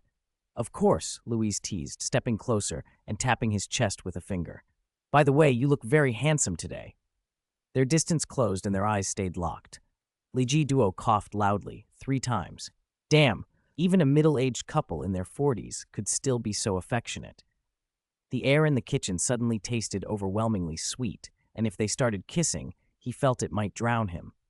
The couple glanced at him, smiled, and kissed anyway. Clark wiped his mouth and turned to Leji Duo. Morning, Leji Duo. Didn't expect you up so early. Do you usually go to work that early where you're from? No, I'm up early because, like you, I enjoy saying sweet nothings to my girlfriend in the morning, Leji Duo teased. I thought that would be Tony's habit. In the comics, he's even more romantic than Bruce, Clark joked back. You're not wrong, Leji Duo said. About 10 minutes after breakfast, Jarvis woke Tony. Jordan and Jonathan came down too. After breakfast, Tony headed to John's warehouse to discuss Mark Armor technology. Clark took Leji Duo with him to the U.S. Department of Defense. Clark's father-in-law was a general there who oversaw all matters related to Superman. Clark handed Leji Duo several different types of kryptonite, red, blue, black.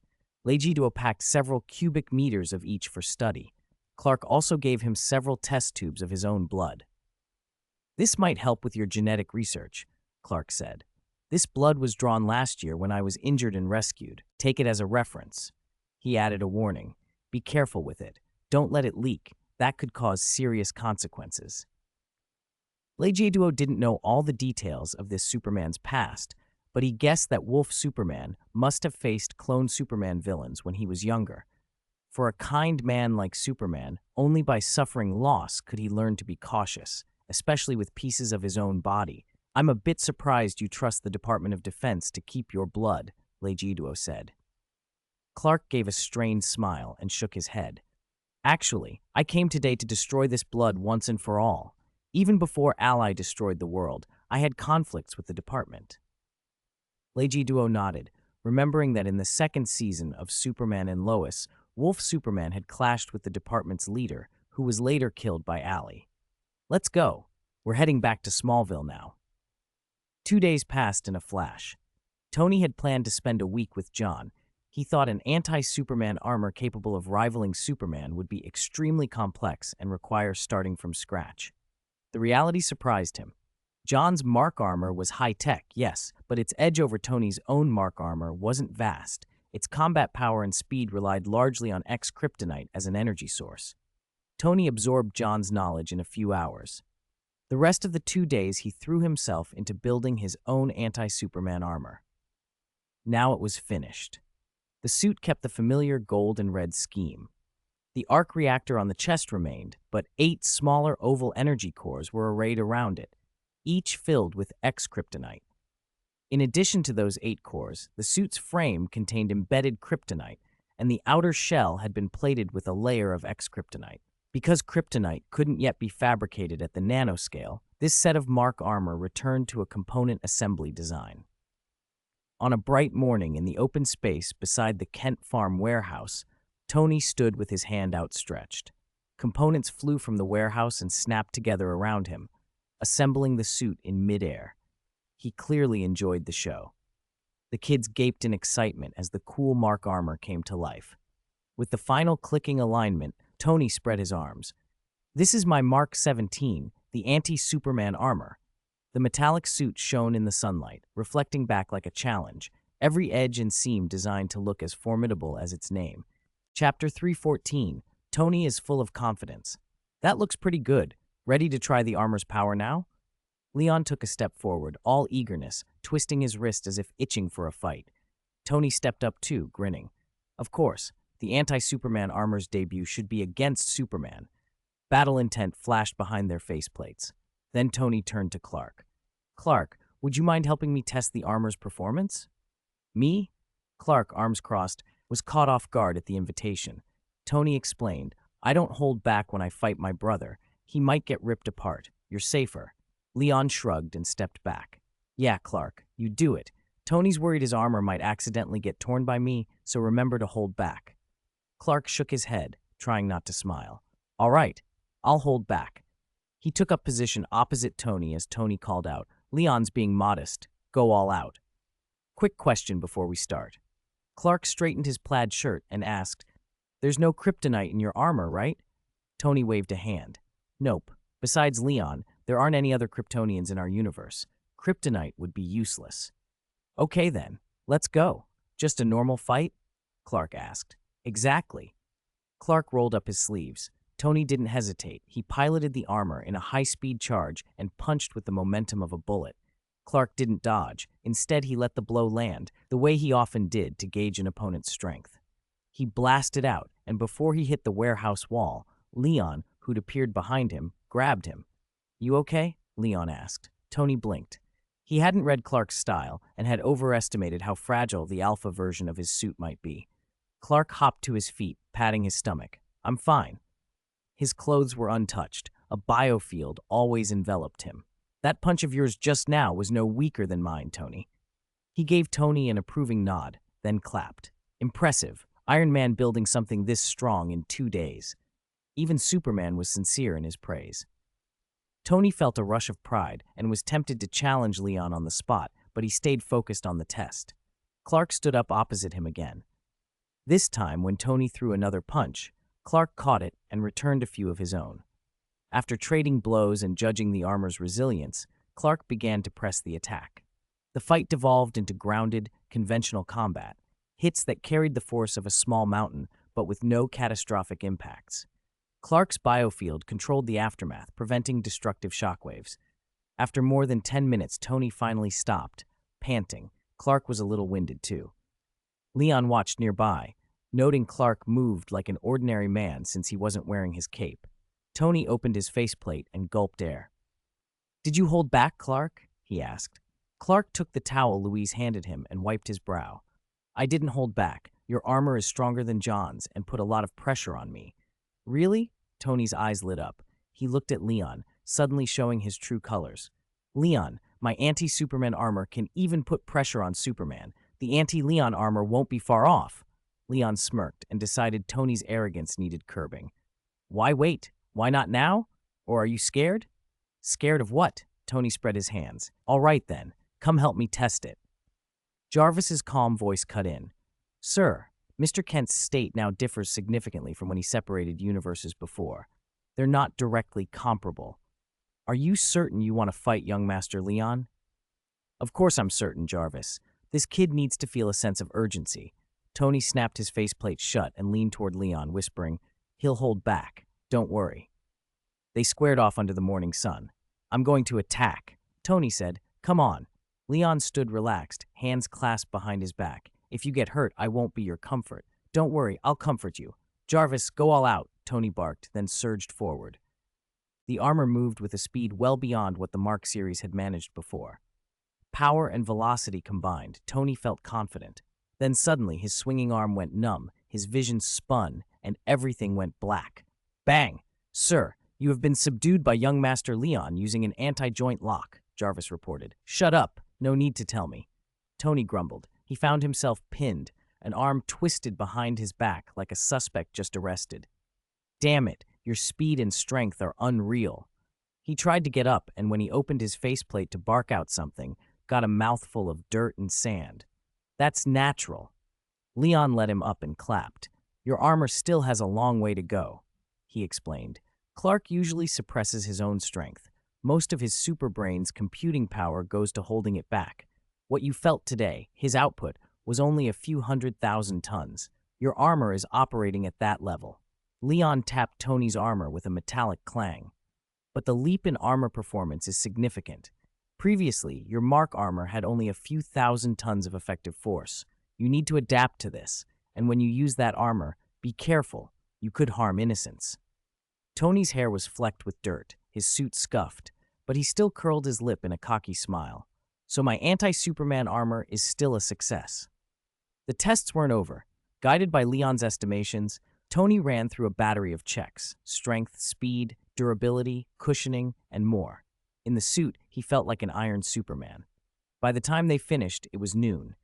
After a final meal at the Kents, the two men prepared to leave. Clark and his family saw them to the door. Are you sure you won't stay a few more days? Clark asked. No, Leon said, waving. If we stayed any longer, Tony, Jordan, and Jonathan's idol would become a pest and take over their beds. Tony turned to the boys. I'll come find you again when I can. Leon still needs to find the life codex, so Uncle Tony has to go with him to keep him safe. Don't believe him. He's just a troublemaker, Leon muttered, activating his traversal ability. Keywords: Superman, Life Codex, Superhero's First Emergence. Chapter 315. Diana Lion had already collected most kinds of kryptonite. This time he was crossing worlds for only one thing: the Life Codex. Naturally, he headed for the DCEU, the universe with Superman, and tried to arrive as close as possible to Superman's first appearance. The earlier the moment he landed, the younger Clark would be, and a younger Clark would be easier to persuade. If Lion could cross to the moment Clark first woke up, maybe he could simply show their similar powers and talk Clark into letting him extract the Life Codex. Crossing inside the same omniverse was simple. After slipping through a thin layer of void, Lion felt his body drop and then steady. He opened his eyes to blue sky, white clouds, and the salty spray of the sea, and himself in freefall. Tony was falling too, but Jarvis had already fired the Mark Armor's thrusters to cushion the descent.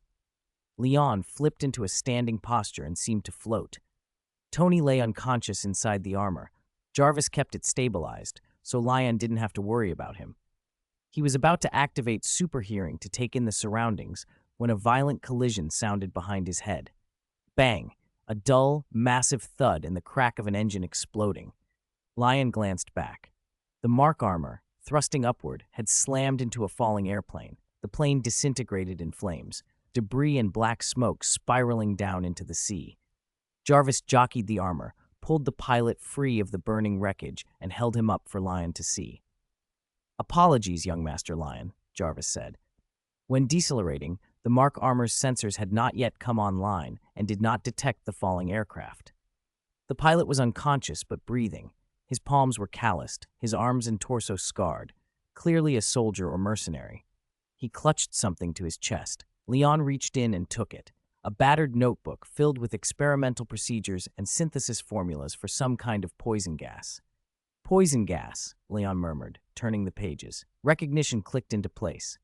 "This is Wonder Woman." A voice called from the cliff above. "Are you men from the outside world?" Leon looked up. He was floating a short distance off a high coastal cliff on a giant island. Below, blue waves smashed on the rocks. On the cliff stood a young woman, staring at him with wide, naive curiosity. She wore a leather bustier and a short skirt, heavy iron boots on her feet. Her legs were muscular and lithe, her skin a healthy wheat tone. She had the wild, radiant beauty of a Valkyrie. Lion thought of Cassandra from an old game. Then he realized this was Wonder Woman. He'd landed in 1916. Wonder Woman had come first. Lion had come too early. The girl's gaze swept over the two armored figures and the unconscious pilot. She paused only briefly on the Mark Armor, then fixed on Lion. The sun hit the coast and seemed somehow brighter where she looked, as if her attention made the air clearer. "You're more beautiful than the girls on my island," she said, staring. "Are all men like this?" Lion studied her in return. She resembled the Wonder Woman he'd seen in cinema only partly, 40 to 50%, but she was simpler, bolder, more striking. "You don't call a man beautiful," he said lightly. "You'd say handsome." "You're men?" she asked again, narrowing her eyes as she examined Tony's inert armor and the rescued pilot. "Only you are handsome," she decided, and pointed at the Mark Armor in puzzlement. "Is he a man? He doesn't look like one." "The person is inside the armor," Lion said. Jarvis, as always, was silent. The girl's attention snapped back to Lion. "My name is Diana Prince. What is your name? How did you fall from the sky? Can you fly?" Her long lashes fluttered. She kept glancing from his face to his chest and back again, curiosity bubbling in her expression. Lion introduced himself. "Lion Stark," he said. "I'm from another world. I'm looking for Superman." "Another world? Superman?" Diana's curiosity was inexhaustible. In her 5,000 years, she had known only this island and the Amazons who lived on it. Everything beyond was unknown. Lion and his words were the most fascinating things she had ever seen. He descended the cliff and stood beside her. "Superman's a Kryptonian," Lion explained. "He won't appear for decades yet." "Oh my God!" Diana interrupted, leaning forward. She pressed her palm against his chest. The Dormammu-style armor Lion wore had shifted to look like a casual shirt, and her hand found the firm planes of his muscles. She ran her palm across the ridges between each muscle. Your body is so strong, stronger than anyone here. How did you train? Growing up among only women, Diana had no sense of Western modesty or gender boundaries. She was simply intensely curious. Lion felt the intensity of that curiosity like a warm, blunt hand. He took a step back. In the outside world, people don't usually touch like that, he said, meeting her clear, innocent gaze. Despite Diana being thousands of years old, she looked like a young woman. Lion felt a flicker of guilt, as if he were taking advantage of someone innocent. Why not? Diana asked, genuinely puzzled. She took his hand in return. You can touch mine too. Chapter 316. Zhang Choran always strikes at the last second. Leon froze. Diana was so simple-hearted, so pure, like clear glass, and he felt momentarily cleansed by her presence. Unfortunately, even Diana's apparent radiance couldn't wash away the decade of corruption Tony had poured into him. Guided by Diana's innocence, Leon's slender hand had nearly come to rest on her chest. Damn, Tony. What have you done to my heart? He thought, furious at his brother. It was all Tony's fault. Leon braced himself, preparing for the soft warmth his palm would meet. Then an angry shout shattered the peaceful sunlight on the cliff. Diana, get away from him. Bastard, take your hand off her. Diana flinched like a rabbit, hearing a wolf, and instinctively shielded Leon with her body. Mother, he came to the island by accident. She took on the contrite child's pose and even spoke up for him. The woman who had ridden up at that moment was Queen Hippolyta, Diana's mother, Zeus's former consort and ruler of the Amazons. She arrived on horseback with dozens of Amazon warriors, her thunderous, furious gaze cutting toward Leon as if to pin him in place. Even someone as self-assured as Leon felt the sudden pressure of that stare and imagined himself suddenly exposed, like Romeo caught sneaking into Juliet's house by an outraged parent.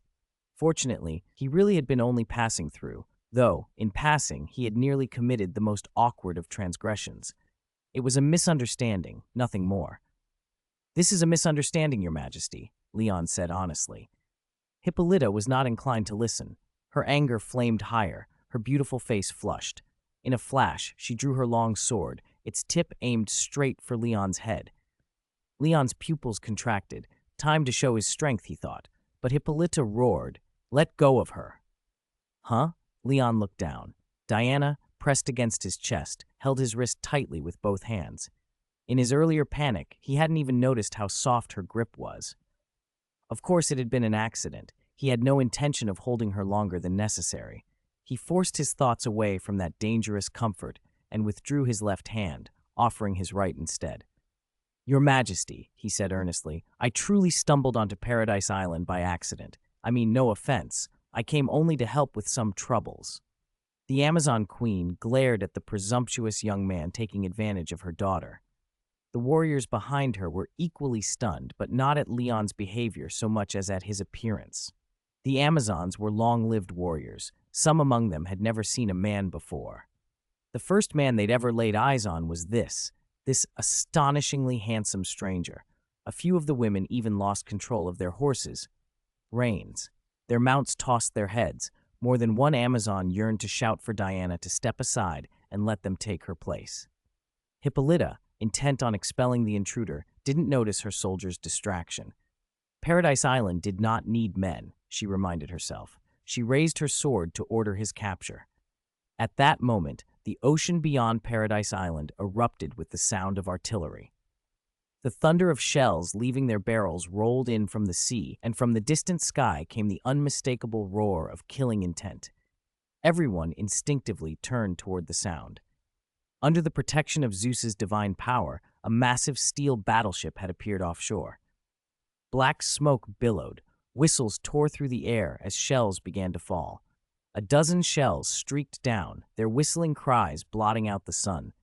Paradise Island had been cut off from the world for millennia. Many Amazons had never seen such weapons or an attack like this. They tightened their reins and raised their shields, helpless amidst the thunder of gunfire. Hippolyta didn't fully react until the shells were almost overhead, then barked, "Take cover! Find shelter!" But the shells were upon them. Hippolyta could only watch as metal warheads, menacing and lethal, fell toward the island. Beside her, General Antiope threw herself onto the path of an incoming shell. knocking Hippolyta off her horse. The shell arcs directly over Antiope, and a cold dread gripped Hippolyta's heart. On the cliff edge, Diana released Leon's arm in a panic. There was nowhere to run. With less than a second before impact, Leon, who had been crouched behind Diana, changed. His pupils shifted from black to crimson. 2 red lights flared in his eyes, and his whole presence altered. He was no longer a lost traveler or the sunny boy-next-door type. A murderously intense killing intent, more terrifying than the shells themselves, erupted from him. Crimson beams shot from Leon's eyes, cleaving the sky. The beams sliced most of the shells to dust. The huge battleship offshore seemed to melt from bow to stern under that light. Its wreckage sank slowly into the sea. The coastline was bathed in a hellish red. Waves reflected a broken, blood-tinted sky. When the crimson light faded and Leon's eyes returned to normal, the impact of what had just occurred was everywhere. Boom! A shell Leon had deliberately left behind detonated in a nearby forest, sending earth and stone flying and splintering trees into burning shrapnel. The Amazons, still reeling from the last instant, watched the blaze with wide eyes. Relief washed over them at having escaped annihilation. Hippolyta stared at Leon, the memory of those red eyes lingering in her gaze. It felt like gazing into an abyss, a suffocating pressure pressed on her chest. Then the fire in his eyes fully died out. Leon raised an eyebrow and said lightly, "See, Your Majesty, I told you I came to help." The abyss vanished, and the stumbling young man who had wandered into the realm of women was himself again. Chapter 317, Diana is supposed to beat Ares. Hippolyta rose with the general supporting her, her expression unreadable as she looked at Mr. Lion. "Do you know who they are?" she asked. Mr. Lion nodded and pointed to the pilot the man named Jarvis was holding. "They're German soldiers. They came looking for this spy." Soldiers, Hippolyta frowned. Paradise Island had been peaceful for generations. Its calm had rarely been disturbed. The arrival of soldiers threatened that peace. This could signal a crisis for the island, one that might be caused by Ares or by the mother box Zeus left behind, or perhaps by the young man standing before her. "Soldiers? Is there another war in the outside world?" Diana suddenly exclaimed. She stood beside Mr. Lion, arms folded. She had only awakened her divine power today and still didn't understand everything. If Mr. Lion hadn't stepped in earlier, if her companion had died, she would have unleashed a torrent of divine energy to stop the cannon fire. Now she merely posed stiffly, face serious. "Yes," Mr. Lion said. "There is a world war out there. Casualties are approaching 10 million. He held up the notebook he'd found on the pilot. "This notebook describes a poison gas one of those nations is preparing to use. It will slaughter civilians and soldiers alike." Diana's eyes snapped wide. "Slaughter people? That's Ares' doing," she said with certainty, then turned to her mother and fixed her with a determined stare. "Mother, Ares must be back. He's lain hidden since Zeus defeated him. Now he's showing his claws again," Hippolyta murmured. "Only he would start such a terrible war and bring suffering to so many," Diana continued. "Mother, we must stop him."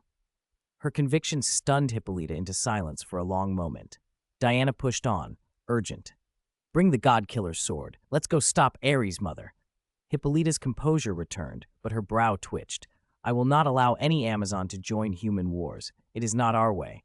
"No, how can it be nothing to us? Stopping Ares is our duty. Wasn't that what you taught me?" Diana pressed. Hippolyta had once told her the story. Zeus gave life to humans. Ares stirred them to war, and the Amazons had once helped Zeus stop Ares. Now Hippolyta regretted telling Diana those tales. She had warned her daughter, but witnessing Diana's resolve, she grew firm. "Even so, I will not allow you to leave Paradise Island. That is my order." Hippolyta knew she couldn't persuade Diana, so she issued a command. Then she turned back to Mr. Lion and bowed slightly. "Thank you for your help, stranger. If you wish, the Amazons can reward you. Gold, war horses, weapons." The offer sounded archaic to Mr. Lion, as if he had stepped into myth. Paradise Island had been cut off for so long, its conception of wealth remained in an earlier age. "No reward is necessary. I was just passing through, looking for someone," he said. Hippolyta did not insist. "In that case, the Amazons offer you eternal friendship, Mr. Lion." "You may call me Mr. Lion," he replied. "Mr. Lion, we are deeply grateful." Hippolyta paused. "But Paradise Island is secluded. We do not mingle with the outside world. Please forgive us for being unable to host you or your companions." "So?" Mr. Lion raised an eyebrow. Hippolyta crossed her hands delicately. "If you need anything, we will help, so long as you do not set foot on the island." "There is no need," Mr. Lion answered. "I'm truly just passing through." Hippolyta breathed a quiet sigh of relief. "Thank you again. I will have Antiope remain with you. Tell her if you need anything." She apologized again, then took Diana's hand and prepared to leave. Diana was, after all, Hippolyta's daughter by Zeus. In an era when the gods had left, and if Ares had truly returned, Diana, one of the last demigods in the world, would be in mortal danger. Hippolyta would not let her go, hoping that keeping her on the island would spare her being targeted by Ares. But Diana slipped from her grasp and declared loudly that humans were kind, loyal, and beautiful, and that she would protect them. Seeing she could not change her daughter's mind, Hippolyta left, reluctantly, with her warriors, leaving Diana under Antiope's watch. "Why doesn't Mother understand? She's the one who told me about Ares," Diana muttered as she took a seat on a nearby stone, her face the stubborn, wounded look of someone who knows the truth but is denied permission to act. Mr. Lion watched her with a smile he tried to keep to himself. Having never left Paradise Island, Diana was naive and impulsive, reckless and stubborn, but she was also brave and pure. Even after decades in the human world later would erode her innocence and reshape her through experience, her persistence and kind heart would remain unchanged. "If you find Ares, how do you plan to stop him?" Mr. Lion asked. "By driving the God-Killer sword through his chest," Diana said, clenching her fist. "The God-Killer sword Zeus left is the only thing that can take him down, but it's locked in the high tower, and Mother won't let me leave." "Leave?"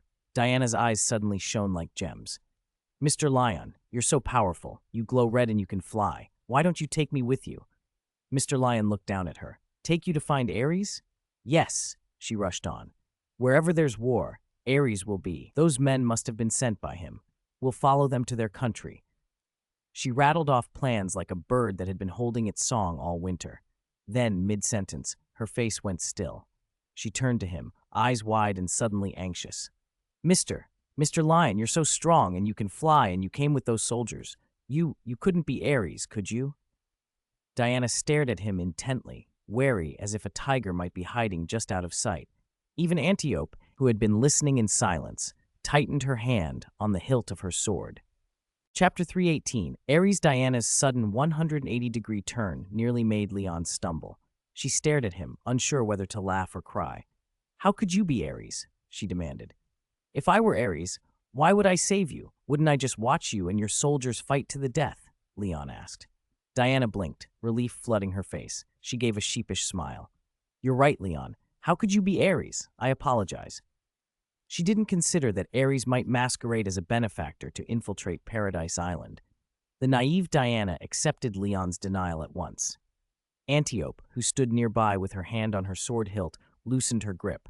Leon noted their reactions and sighed inwardly. Amazons were astonishingly trusting. "Then let's go defeat Ares together, Leon." Diana's fighting spirit flared up again. She clenched her fist, stood, and turned to him with a fierce look. "Are you going to sneak off? Isn't that general still watching you?" Leon nodded toward Antiope. For a moment, Diana wavered. Then she gritted her teeth. "We'll knock her out."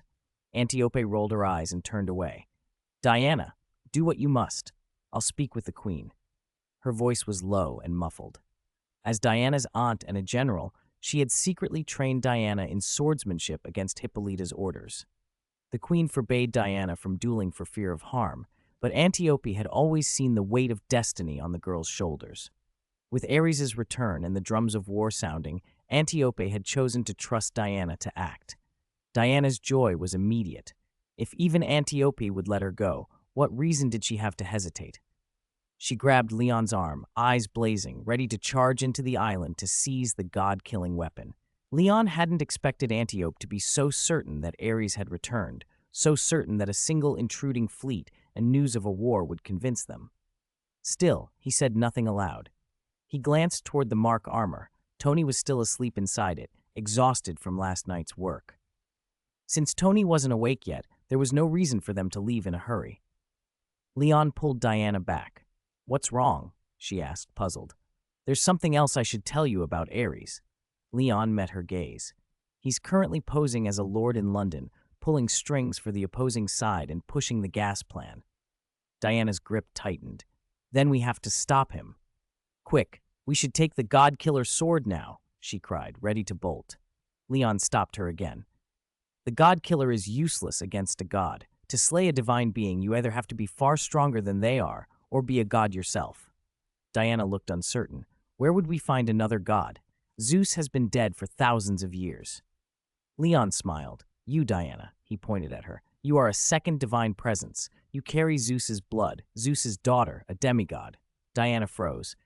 But Mother told me I was made from clay and brought to life by Zeus.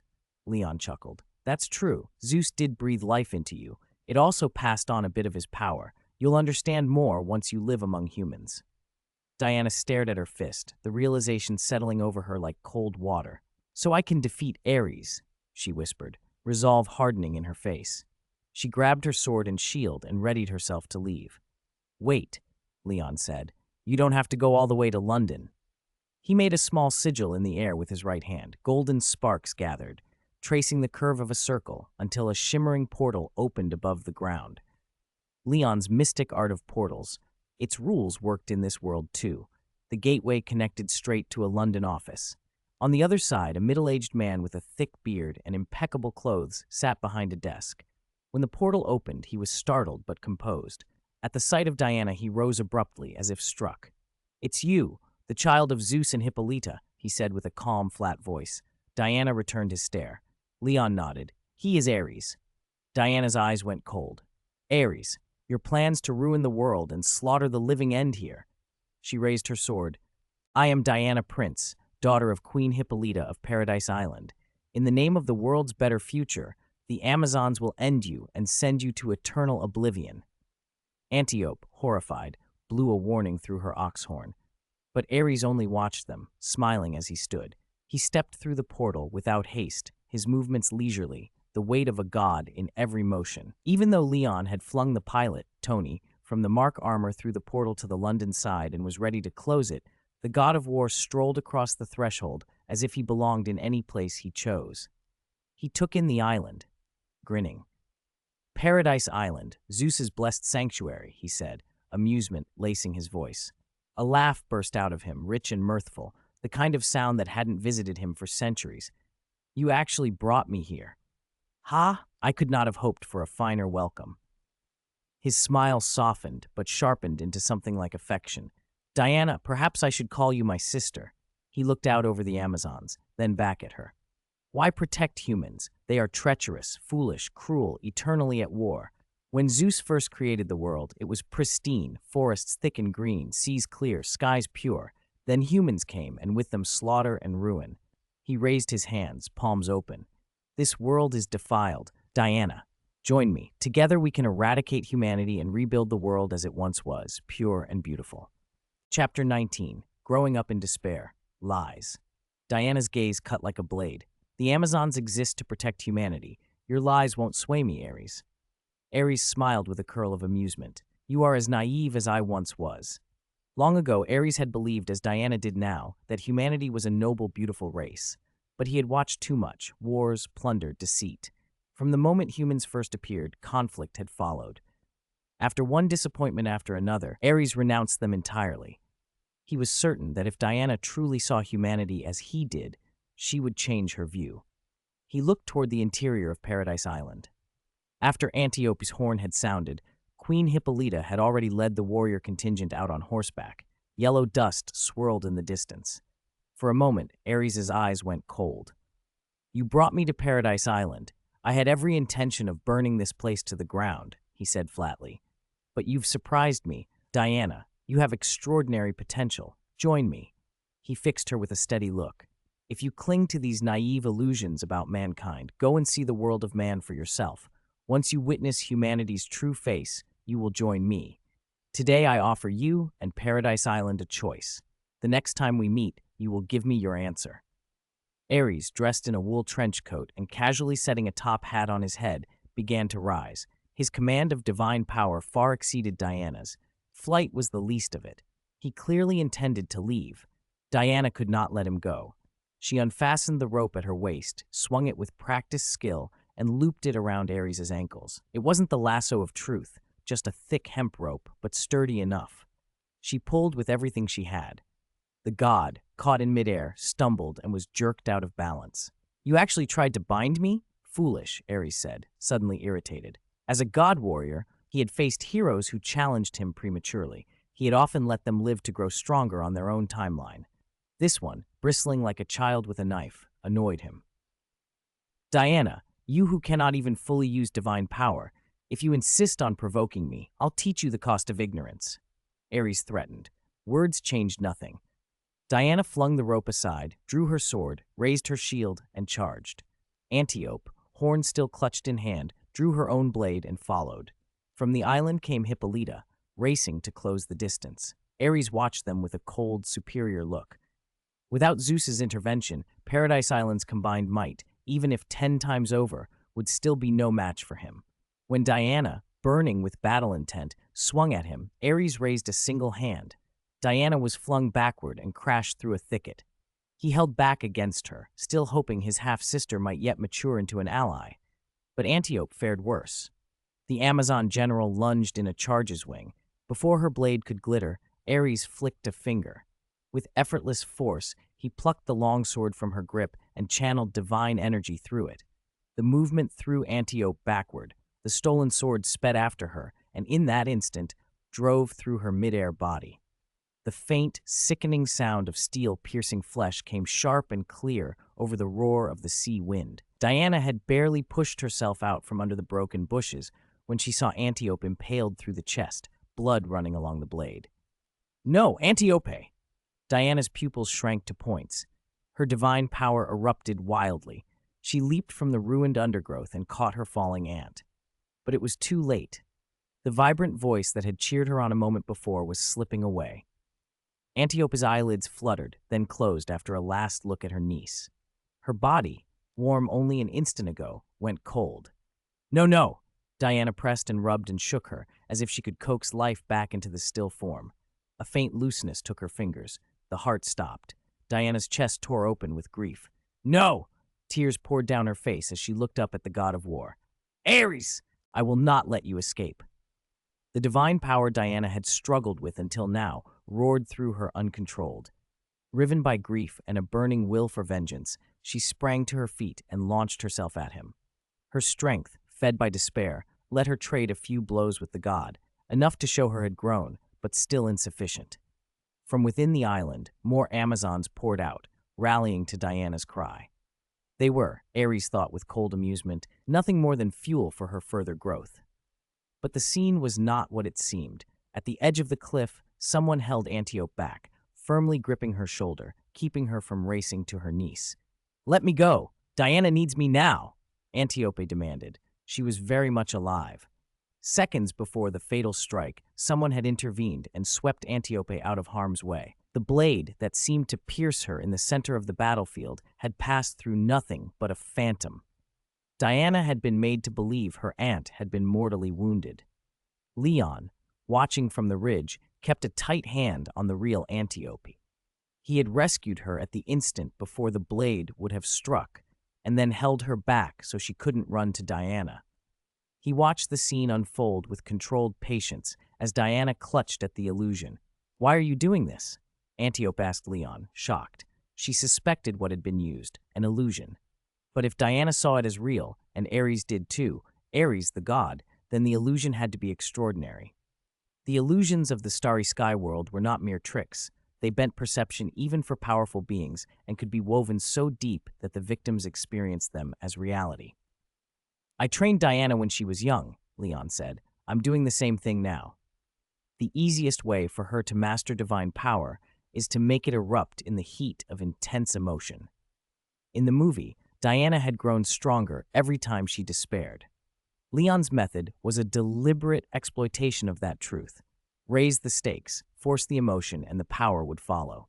The illusions from the starry sky world were both real feeling and deeply embedded, perfect tools for this kind of cultivation.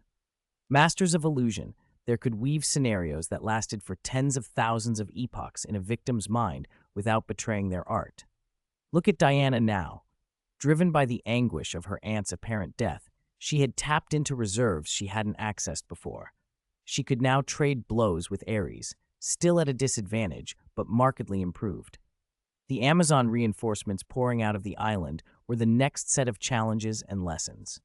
To Leon, Ares was not an unsolvable problem. If he chose, Leon could have ended the god with a single overwhelming strike.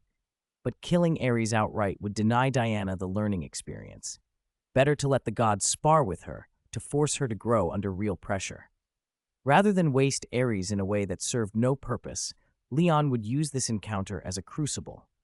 Ares watched Diana's grief with what looked like satisfaction, unaware that he had been made to witness a shadow of truth, an illusion that could deceive even gods. How dangerous and how useful. Chapter 10. Return to heaven after despair. Diana was knocked down by Ares again and again, and got up again and again. Scars were already beginning to appear across her body. The loss of Antiope drove her to keep fighting. Driven by an illusion Leon had planted, Diana had forgotten that she even had a companion. Leon hadn't appeared in a long time, and her heart was filled only with the belief in protecting humanity and the endless sorrow of losing her aunt. Ah! Another sword strike. Ares casually dodged it. A growing sense of powerlessness pressed on Diana. She began to doubt whether she could truly defeat him. Suddenly the ground trembled. A thunder of hooves swept over the hill like a storm. Reinforcements had arrived. Queen Hippolyta and her army. Prepare! The queen rode out from the horizon of the hillside, blade raised high and pointed diagonally to the sky. Fire! At her command, a rain of arrows rose into the air behind Hippolyta, forming a precise curtain around Ares. Diana's sorrow softened for a moment at the sight of reinforcements, but that small spark of joy was quickly replaced by panic. No, everyone! Retreat! Get away from Ares, she shouted, widening the distance between herself and the god, raising her hands. It was too late.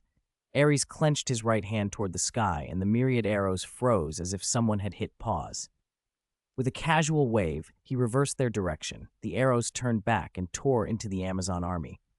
Warriors fell from their horses under the merciless rain. Hippolyta fought on, parrying and slashing falling arrows with her longsword, reins taut and eyes trembling as she looked at Ares. Ares, it really is you. Her shock was only momentary. When the worst came, she had one priority: protect her daughter. Diana, get out of here! Hippolyta spurred forward on horseback. Everyone, charge with me! No, mother, stop! Diana dropped her sword and shield and ran to stop her. Ares had been like a cornered animal from the moment he saw Hippolyta.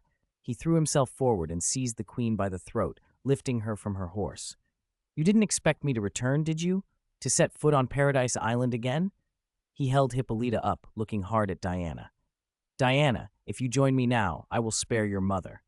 Diana froze. She could never ally with the god of war who sought to exterminate humanity, but she couldn't stand by and watch her mother die.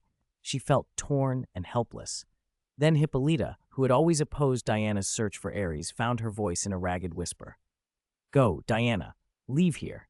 Be who you want to be. Then kill Ares. Diana stared at her mother. Ares' face hardened. After all these years, you still don't understand, Hippolyta. Humanity cannot be saved. Hippolyta, with what strength remained in her, spat back. If you won't understand, go lie with Zeus. Ares tightened his grip. With a sickening crack of bone, he snapped Hippolyta's neck and casually flung her aside. Then, with a single gesture, he unleashed terrifying divine power. The ground before him rolled up like a curtain and slammed down on the Amazon warriors, burying them beneath the earth. Diana, her eyes hollow from grief, lunged forward to save them, but Ares struck her with another wave of power and knocked her down. She rose again through her own divine might, but it was too late. Every Amazon had been swallowed by the ground. Not one survived. Diana collapsed, utterly distraught. Minutes ago, she had been an innocent girl preparing to go among the people of the world, struggling with her mother's disapproval. Now she had lost every relative and friend. She stared blankly at her mud-streaked palms, feeling only endless sorrow and the furious, consuming anger its depths ignited.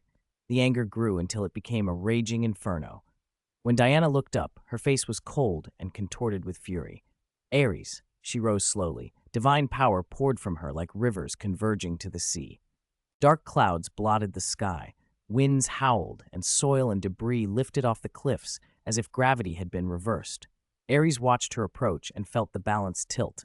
For the first time, his expression faltered, uncertainty flashing across his features. Yet he still thundered, "Diana, this is what happens when you oppose me. You will follow in your mother's footsteps." Ares raised both hands. Lightning answered with a roar, gathering in his palms. From the depths of the sea, wrecked warships split apart, and steel flew up, assembling around his body into gleaming armor. "You will die." He unleashed a bolt of majestic heavenly lightning aimed at Diana. She merely raised her arm, and the strike, which could have pierced the world, vanished into her forearm as if meeting a wall. Ares gaped in disbelief. Fear threaded his fury. He hurled everything he had: sand, rock, iron forged into blades, the very earth overturned, but none of it touched her. An invisible divine shield dissolved every assault within its perimeter. Diana walked toward him, her steps measured, eyes emptied of life. She brought her arms together in front of her. The stolen lightning that Ares had summoned swelled within her and then detonated in a blinding white void. When the light faded and she lowered her arms, Ares was gone. Paradise Island had been consumed by her power. The landscape ahead had been ripped away. Only the ground beneath Diana remained, a raw, newly formed cliff. She sank down, numb, listening to the waves as they crashed against the rocks far below. Ares was dead. Her vengeance was complete and humanity had been saved, but she had nothing left. Two thin lines of tears traced down her hollow face. A hand rested on her shoulder. Diana turned and found Leon standing there, calm. He smiled and gave a thumbs up. "You did it. You did great, Diana. Congratulations on defeating Ares." Leon? Diana stared at him, stunned. 1,000 small things she'd ignored rushed back into her mind. Was Leon safe? Had Ares killed him? A crushing relief flooded her. He was alive. Leon patted her head. "Actually, I saved your family. I saved Paradise Island, too." Diana followed his finger and lowered her gaze in confusion. The torn cliff and shattered island had been restored. She looked up and saw Hippolyta, Antiope, and all the others, every face from her memories, looking at her with worried, pained eyes. Mother Antiope, everyone? You're all?" She broke down, tears cutting across her face. "Thank goodness. You're all okay."